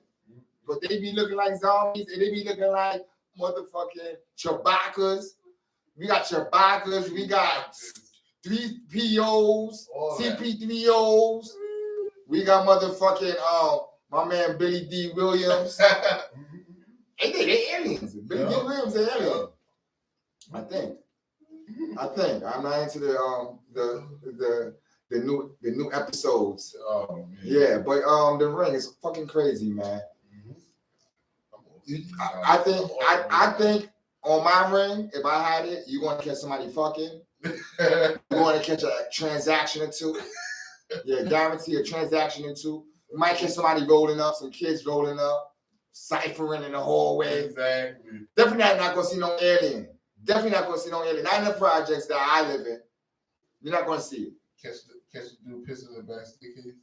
Yeah, definitely. Yeah, that's what you gonna. You might catch some crackheads fucking too. Exactly. They be going down in the hallway. Motel 6 on 4th floor. Pick it up. It's happening. They fucking on the 4th floor. That's it. They fucking on the 4th floor. On the 4th floor. Right up there. Now, one of my favorite characters from Martin was Brother Man from the 5th floor, man. One of my favorite characters, man. Speaking of characters, let's speak about this character, Keefy D. For those who may not know who Keefy D is, he is the OG from California that told on himself for 20 years, and they finally arrested him. What the fuck happened? I don't know. I don't know what changed, because they knew who Keefy D was. Pause. They knew who he was. He done said he was in a car. He wrote a book. He lived in the same fucking state that he killed. He was a part of the murder it happened in Nevada. He lives in Nevada. You thought he was really mobster or something. This shit is crazy, man. He told on himself, man, and Vlad helped him. How y'all feel about it? I'm not gonna blame Vlad. The book. Vlad quoted the book. He quoted the book, but damn. Damn. Too much information. Listen, if I didn't make that man say nothing you want to say. Sure did. I agree, 100%. He was boasting about it. I mean, honestly, I think I don't want to comment too much on it because it's the law. But this is allegedly. I think just let Tupac rest in peace, man. Yeah. Like, just let that brother just be with the Lord at this point. You feel me? Like they running this Tupac shit into the ground. Yes, and going back to it again from earlier. Again, this motherfucker's got this. I don't know. It's like this weird will to want to get relevant that way. You feel what I'm saying? What are we talking about? What are we doing? Like, and like I said, I don't like talking on people's issues of what happened to them and why they got caught and all this other shit. And, we gonna get back and forth. But it's like, bro, And to my understanding, he's been doing it for a decade on a platform. For a It's while. What in the fuck are you doing, beloved? Like, yo, Self-incrimination. I don't get it. I guess fame and fortune is more important than freedom. yo, ain't that much fame in the world, beloved? Ain't that much fortune in the world, beloved? Like, yo, and then on top of that, you sign immunity. Dog, that don't count with murder. You know, so this is what I heard. Yo, that shit don't count. This is what I heard. He signed an agreement called a proffer. Yeah, proper. Yeah, proper. And a proffer agreement says that because he got caught on another charge that had nothing to do with the Tupac thing, right? Drug shit. Right. So he got caught up, and to get out, he agreed to a proffer. Right. A proffer allows a person to speak about crimes that they're involved in. Right? Mm-hmm. They tell on themselves, and those things that you tell on, they can't charge you with because of this agreement. But someone else could speak on a crime that you're involved in, and that could be used against you. Right. You are not immune to nothing. Right. We're just not going to charge you with the shit that you told us you did. Right. But if somebody else tells us you did it, your ass is grass. That's one. Two, it was in California. Three, if you tell, like he told platform specifics, like platform. That he didn't even tell, like if you listen, like there's a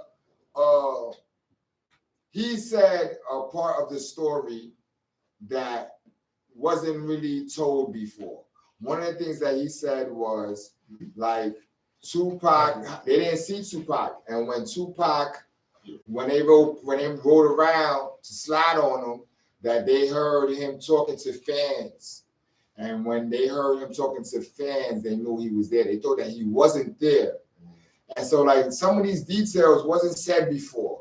It was very in detail, and like so he gave them more ammunition than they had, and so I think that when he started speaking, they reopened. Murder is never is closed, but at the same time they put eyes on it, and some of the things that he was saying wasn't said before. So it's like it gave them new ammunition. It gave them new reason to press the issue, and they pressed the issue. I just think this is an idiot move, man. This is an idiot move. I don't think that was a smart gangster move. Even to separate that all out with gangster, it's like, once again, you did not need to go on these platforms, but then it goes back to the drug of wanting to go viral and wanting clout. Notoriety. It's like, this is why I miss, once again, mystery. That's it. I miss the mystery and shit. I'm sorry. Like, motherfuckers losing their morals and shit. And to that, like, you not even understanding law. How do you not understand law? Even after you got arrested by law. I mean, that's not a joke, but I'm just saying, like, you know what I'm saying? Like, you should, if you had time in, you should have took that law book, like, hold on, let me understand this law again, and let me understand what's going on here, and then go toward your life, but to go on multiple, not just one platform. Like, if you went on one platform, it's all right, you slipped up. We might look out for you. Multiple, that means you intentionally wanted people to know this shit. That's a fact. Like, what? And the crazy part is, he's the only one that is alive. They're all dead. You know what I mean? Crazy. And so now you the only one that's going to hold the weight for this bad boy. And it was even deeper is they making it like he's the shot caller to the whole shit. He the nigga that is the reason why it went down, and that's crazy, man. I think that they was kids. Orlando Brown was like Tupac age. I think Keefe D is older. I think he goes like 60 or something now. So like he was old. So him being the older one, they trying to say he's the one that called this. He sanctioned this, you know, and they're going to smoke his boots, man. And that's crazy, man. It just tells you, man, you know, certain people don't supposed to be online. Yeah, certain people don't supposed to be telling their story. Exactly. You supposed to not know what happened. Certain things, not everything, but certain things shouldn't be the conversation on the internet. It shouldn't be that this ain't the daily trend. Exactly. You know what I mean? Shouldn't be, you know, I'm the one who killed Tupac. That shouldn't be. That's what I'm saying. That shouldn't be coming across my Twitter feed. This is what I'm saying. Like what, yo? Like this is what I'm saying. So when you and Chase was talking about code, and you had mentioned like, all right, what do you need, modern day or back in the days? Let this have been like the 80s and 90s and 70s and 60s. Motherfuckers ain't bragging about. Look what I did. Look what I did. Look what I did. Yo, that's what I'm saying. This shit is so, it is, that is not. That ain't it. Nasty work out here. Nasty work. Nasty it ain't work it. out here, bro. It ain't it.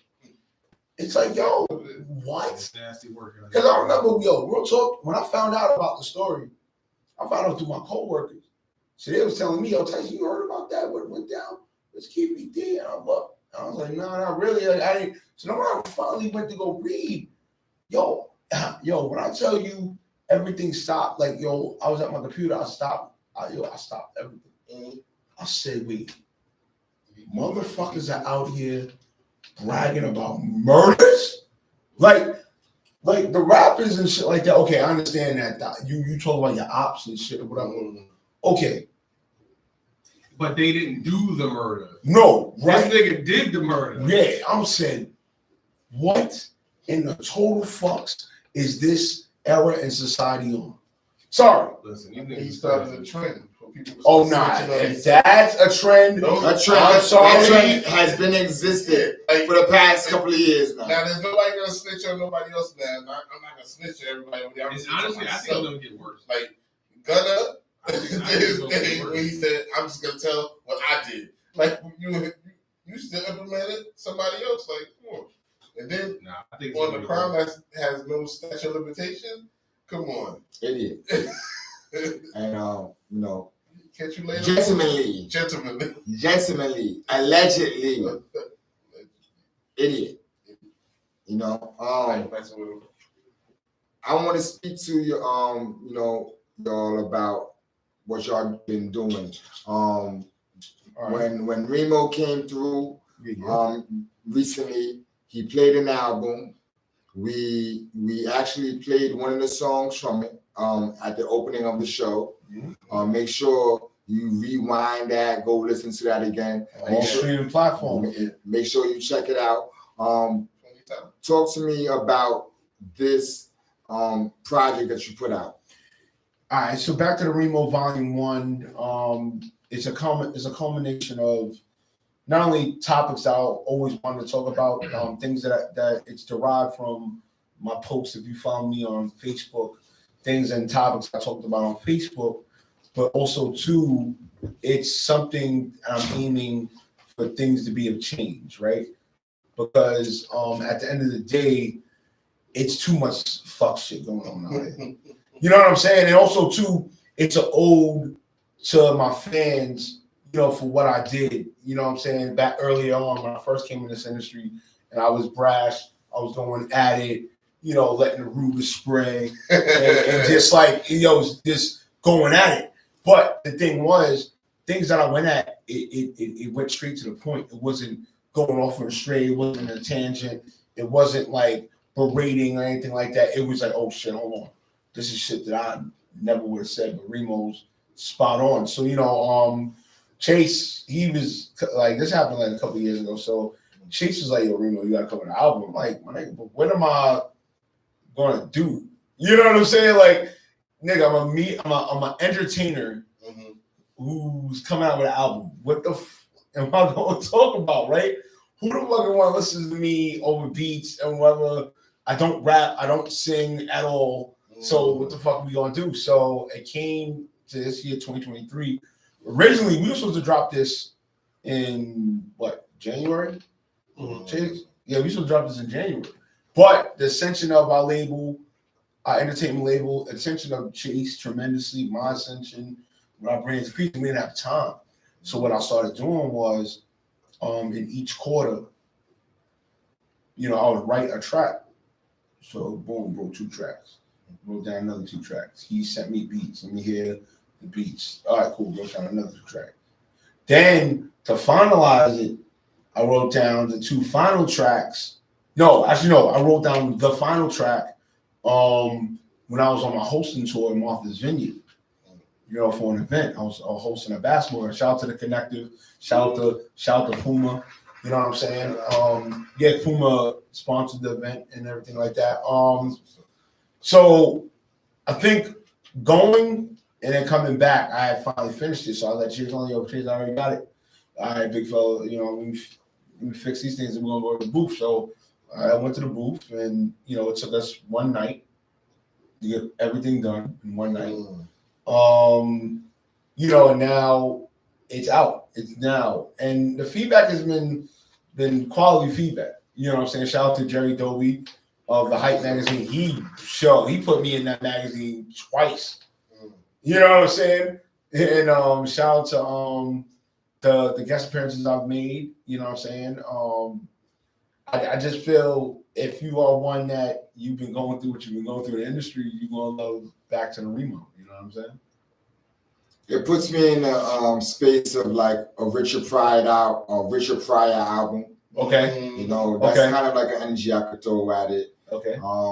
And I'm not even saying like it's jokes, but it is funny. Yeah. Right. You're coming from it's serious, right? But it's definitely like it's not a dark perspective, right? It has some satire. Yeah, I was gonna try to get a fancy word out. Satirical. But tonight I've been fucking up every word. I'm losing thoughts.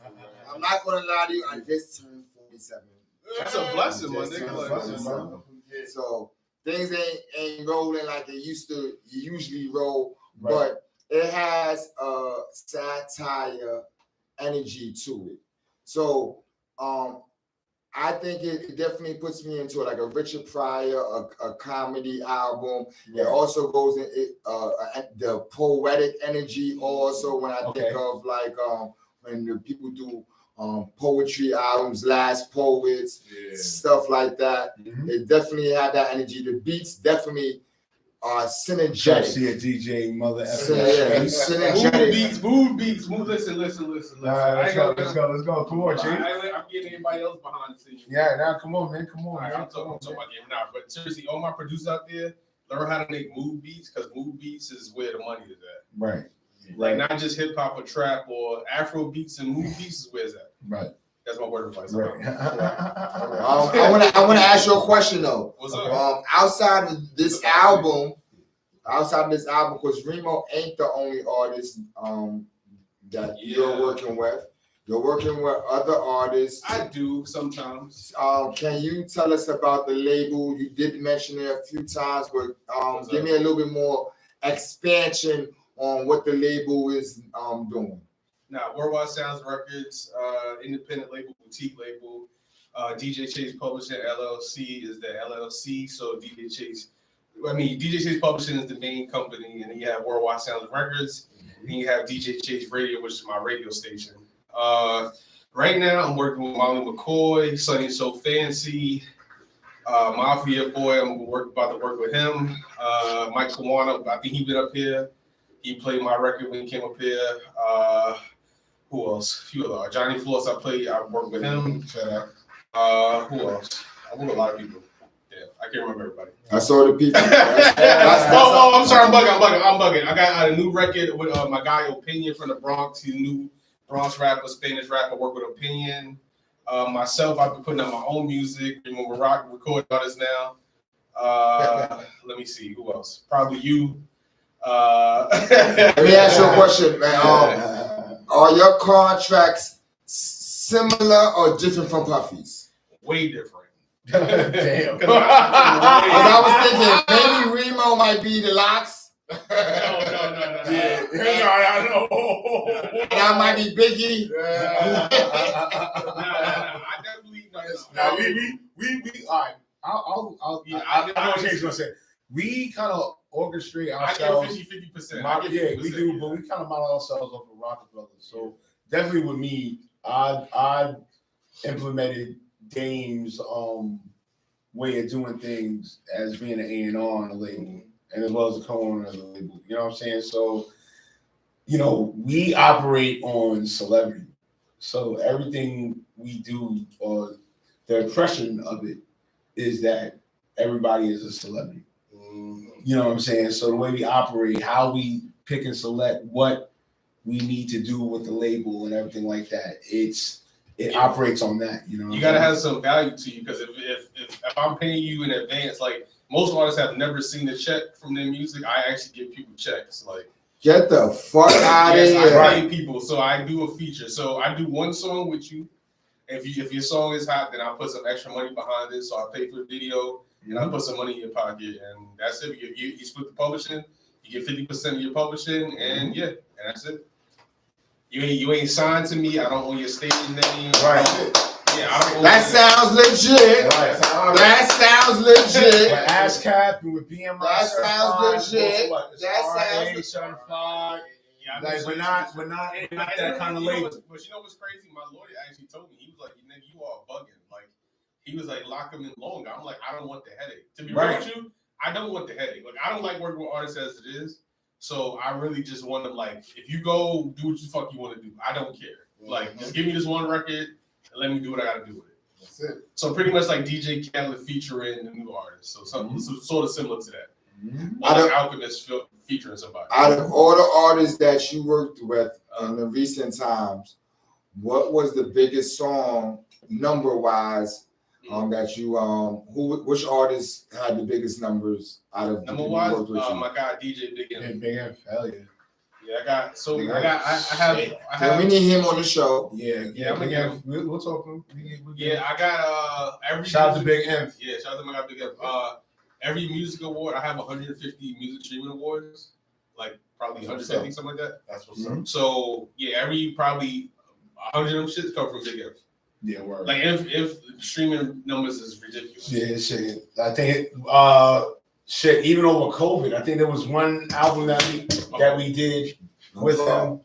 I pay for That it. shit. I'll pay for it. He's not high. He's not high. He didn't smoke with us before. Yo, He man. didn't smoke with us That's before. what I'm saying. Now, if he did smoke with us before, he would have caught that man. I'll pay for it. I'm not gonna lie to you. I'm high. I could do it. I'll be. Don't When I'm sober, earthly shit.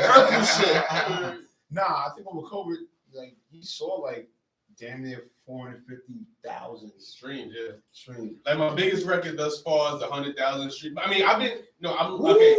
So I got like 3 records in 100,000 that I produced. I actually produced, not engineered, because I engineered some shit and some that I produced. But the biggest record, I just got the 2 record I just did with Mrs. JP. Well, I didn't just do it. Oh, thick. That was on Hot 97. Just got picked up in the UK. Congratulations. Thank you. Big Mad, Drewski played that crazy. That was a few Oh, years Big ago. Matt. Yeah, That's Molly. Oh, that's my song. I like that song. I mean, Right, I did that record. I heard that before. Okay. Yeah, I did that record. Yeah. Mike Kawan, of course. That record, I did that. He came up with it. I think he was on another show though. Yeah, we have executive produced over 70 shows. I think I'm getting older and I'm starting to stutter. I never stuttered. I think that I'm starting to be a stutterer. A stutterer. That is crazy. You become a stutterer at 47. And then I'm actually doing my own records now, so I do like a lot of my own records. So I do like rapping in the crib and shit, just boredom. So Yeah. I be on my Dr. Dre shit. So Get out of here. Actually, you know what's crazy? Yo, artists, I be selling more streams than artists. I be getting booked for features and shit. They be hitting me up. I'm a gamer, so like I be streaming rap. I'm like a rap streamer. So I want to be like a rap streamer. So I'm actually working on something like secretive now. Wait, time out. What's up? Do I have to sign an NDA? No. No. Time out. What? See, I'm a person who molests the algorithm on a regular basis. Yeah, that's what I do. So that sounded. That's like, see. Matter of fact, we're gonna have this conversation off camera. Listen, I'm working. No. I do. No. Let me say this. I do media campaigns, and I can't. And I was about to give a conversation, but for the average person, it sounded like this. Like it was like some Charlie Brown shit. You said some deep shit, but to the average person, it said.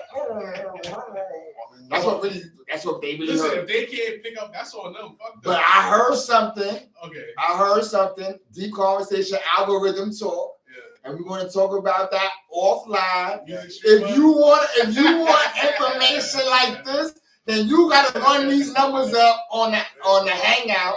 Listen. You gotta run those numbers up because we don't give away good deep information. I won't say what I'm working on. I won't say. But I'm gonna say this. You said your first sentence. I'm like this. Hold on. And I'm gonna give the sentence away. He said, I'm a gamer. Period. Yeah. So we're just gonna leave it there. All right. If you know, you know. But we're gonna have an algorithm conversation outside of that. But yeah, so you're doing music streaming. So basically, not like streams of music, like not DSP, not streaming like that, but mood music, like mood streaming music. So I'm actually working on the AI label right now. I haven't told anybody, so I'm working on the AI label that just puts out AI instrumentals. I didn't even know that. Yeah, I've been cooking that. Yo, no lie to you, I listen to a lot of those type of instrumental pages on YouTube. Yeah. When a guy be in the car and just be driving, and it's like the repeat shit. And it's like, so I'm working on that, and that's what I'm working on. So it's called T87 Records, which is my last name, my birth year. So I'm actually working on AI stuff for that. So that's pretty cool. And then so I'm working on that now. Oh man, we have geniuses so on your label. Because I just wanted to just stream all day long. So I wanted to stream. And I got my Yeah, and I got my big playlist, DJ Chase Radio, the playlist. I got 3,000 saves and people that listen to my big playlist. So I'm working on playlist thing and shit like that. The God is moving, man. I'm going to say this for your humans. For your humans, a lot of shit already flew over your thinking cap. Fuck them. But for a person, for the people who understands this conversation, my man ain't bullshit, man. My man ain't bullshit. I know algorithm talk. And we having a new algorithm 4. Yes. It's either happening on October 21st or the 25th. If you know, you know. We have a new algorithm 4, and it's not for the horse. That's a joke. That's a joke. We invite the horse. We don't shut it down. We go to pound town.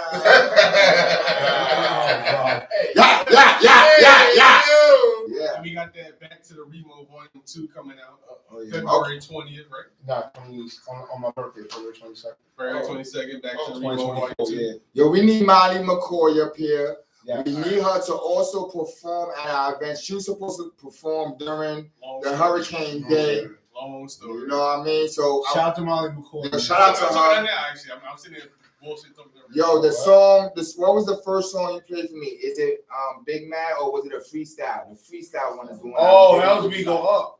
I'm not gonna lie. Listen. I need them streaming. I need them publishing. So can we go to some original music? Oh, we gotta go to original. Yeah, miles away. I'm not gonna lie to you. That song is hard, but shout out the money music. Shout out the money music. All right, let's get.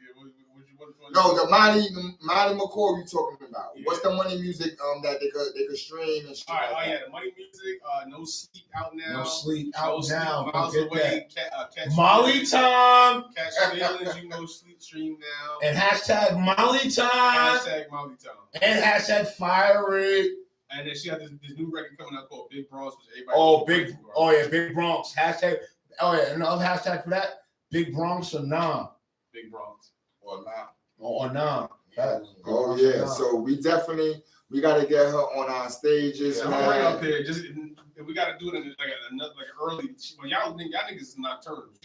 She nocturnal too. Yo, we got to definitely get her early. We got to get her on the show. We got to either get her in the rescheduled event of Tweak Fest, yes, which is October 13th, or the algorithm. Either or. We definitely got to get her involved. And future ones too, but I just off the top of the head. Yeah. I'm not gonna lie to you. Tomorrow's gonna be a popping night at What You Sound Like. That's an event. Yeah, that's an event. It's happening at the Living Gallery. I'm gonna say this: if you can make it happen, this will be a dope event. We're gonna have the Source magazine in the building. We're gonna have Cover COD in the building, and we're gonna have DigiWax in the building. It's happening on Broadway. It's happening on Broadway. I think in Brooklyn. It's in Brooklyn. I gotta pay to get in. What you call it? What we could do? Well, thank you. Yeah, I'm talking. All right, yeah, we could definitely get somebody on the guest list. Yeah. Yeah. I know his reaction. I just want to see his reaction. Yeah. But make sure you bring 5 more people with your bands. Yeah, that's a fact. But no, what you call it? Tomorrow is going down. Make sure you tap in. It's happening at the Living Gallery on Broadway. You can follow them on Instagram, the Living Gallery. Yes. You can follow us at S_STREET_media, and you can see the flyer there. Make sure you like, comment, make sure you pull up, show up, support, network with people who's doing something that you're doing. Real motherfucking individuals. We are not an illusion on social media. We exist in real life. This is not a VR. This is real deal shit. We got motherfucking DJ Chase in the building. We got Remo Morak in the building. Don't fucking play with us. Don't fucking play with us. But we also have the Free Guard event happening on October 18th at Karma Lounge. I am back at Karma Lounge. King Cole is back in the building. Oh, I got a break. When you gonna have me to DJ one of these, bro? Oh man. Yeah, I must say this. You can DJ, but we are poor. So prices must be adjusted. Gentlemanly. Shout out to the Rice Beans and Bands. The prices must be adjusted gentlemanly. I come through a set. I ain't gotta do. We go with that. No, but we go with paying too. We just don't got, because somebody told me that this DJ guy told me. He said, I do 3 hours. No, matter of fact, let me make sure I said it correct. Yeah, he said 3 hours. I said, how much you charge? He said $600. I said, whoa, that's a half a pound. I agree with that. That's a half a. I know, so that's why I said. Because I be speaking fast and they don't be hearing me. That's why I said. That's that slick talk shit. Please adjust. I talk you down. Teach you how to talk you down your price. Yeah, please adjust the price to S.STREET Media, because we are on the come up. We are still underground, but we don't want to be. We don't want to be. We want to be on top. You know, we'll talk. Pause. Big pause in the building. But yeah, again, we have the Free Guard event coming up at Karma Lounge. We are back. King Kong is back in the building. Smack your motherfucking bitch. I am in here. We also have the Kim King event happening the day after. It's happening in Bushwick. I don't know the exact things going on. The exact spot. That's going on, bro. Yeah, it's the EP listening party. we're having in Bushwick. It's going to be taped, streams, and everything is in a place that is specifically for. I've been fucking up all my work. No, it is. I know what it is. I know what it is. I didn't have no water in here, and the weed is starting to take effect. It's not rolling off my tongue. Pause. It's not rolling off my tongue like I usually do. But yeah, we got the Kem King event happening also. Make sure you tap in. Let me say this. Kem King, we're doing his media campaign. Yeah. He's going to be in the Source magazine. He was already in a Intrigue magazine. We have him in mad different fucking situations. Yeah. He's going to be in This Is 50 or allhiphop.com. Also, he's also hooked up with, not on a, just a big pause. He also connected with Cover COD. He's doing music with Cover COD. It will be on High 97. Yes. Again, slap your bitch. It's happening. It's happening. You can't stop it. You can't stop the rain. Shaq shit. Shaq shit. Shaq shit. Bombs. Matumbo shit. Matumbo shit. Not our headquarters. Pause. Unless your chick giving us headquarters. You heard? That's a bar. That's a bar. Styles P. Styles G. Styles G. Make sure you tap in my man album, Remo Morak. What's in the album yet, God? Yo, back to the Remo Volume 1 on all streaming platforms. Also, you can follow me on Instagram at Remo. Well, you can follow me on all platforms at Remo Morak _ as well as go to the website, remomorak.com.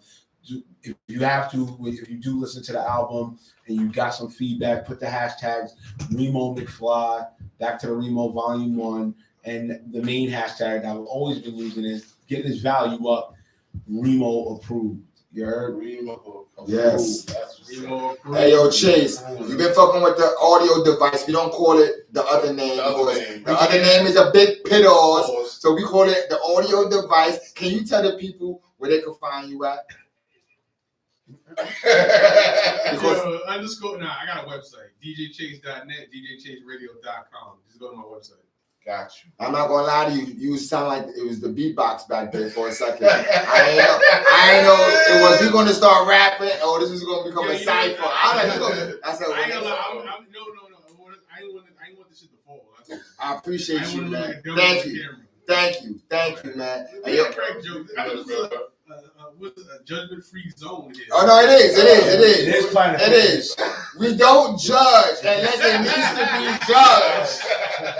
That's it. There's a judge-free zone, especially for the his nose. We're not here to take them to court. Seriously, thank you, brothers, for having us as well. Yo, I appreciate y'all for coming. Hey, yo, bro, where they can find you at? Besides them inside somebody's wife.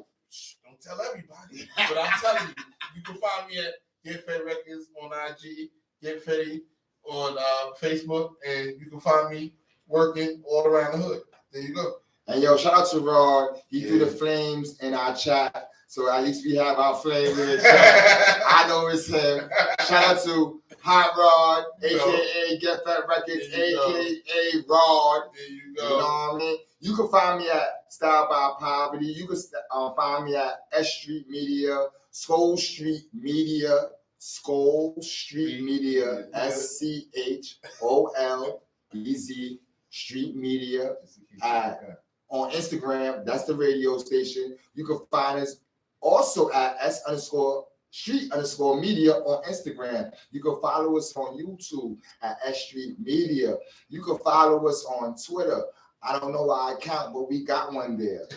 You can also follow us on Threads. You can follow us on TikTok. Our TikTok numbers looking sick. Our YouTube numbers is looking sick. Again, smack your bitch. You can't stop it. You can't stop it. The numbers is running. Carl Lewis. Yeah, man. You know why? Because motherfuckers be doubting us. Yeah, right. Motherfuckers be doubting us. Right. These Machiavellian motherfuckers. They got swords. I got guns. I'm shooting. Again, smack your bitch again. We're not playing. It's the Prince type of shit happening. You heard? And a lot of these niggas is Caligula anyway. Honest opinion. A lot of these guys is Caligula. Look up Caligula. I didn't say it. That's what the fucking history book said. That's what the history book said. Y'all niggas is Caligula. We not.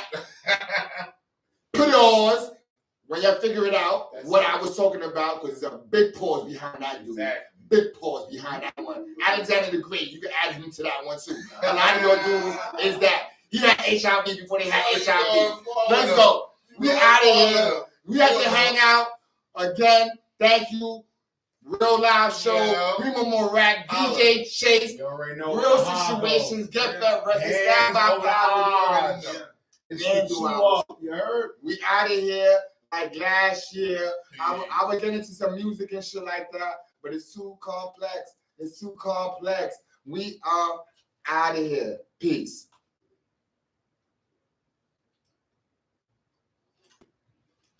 There you go. That was all. That was it. That was a good episode. Not a lot, man. That was a good episode. Tell your friends about it. Thank you. Thank you. Thank you. You know how to give some comedy. Know why? Because we were serious for a little while. So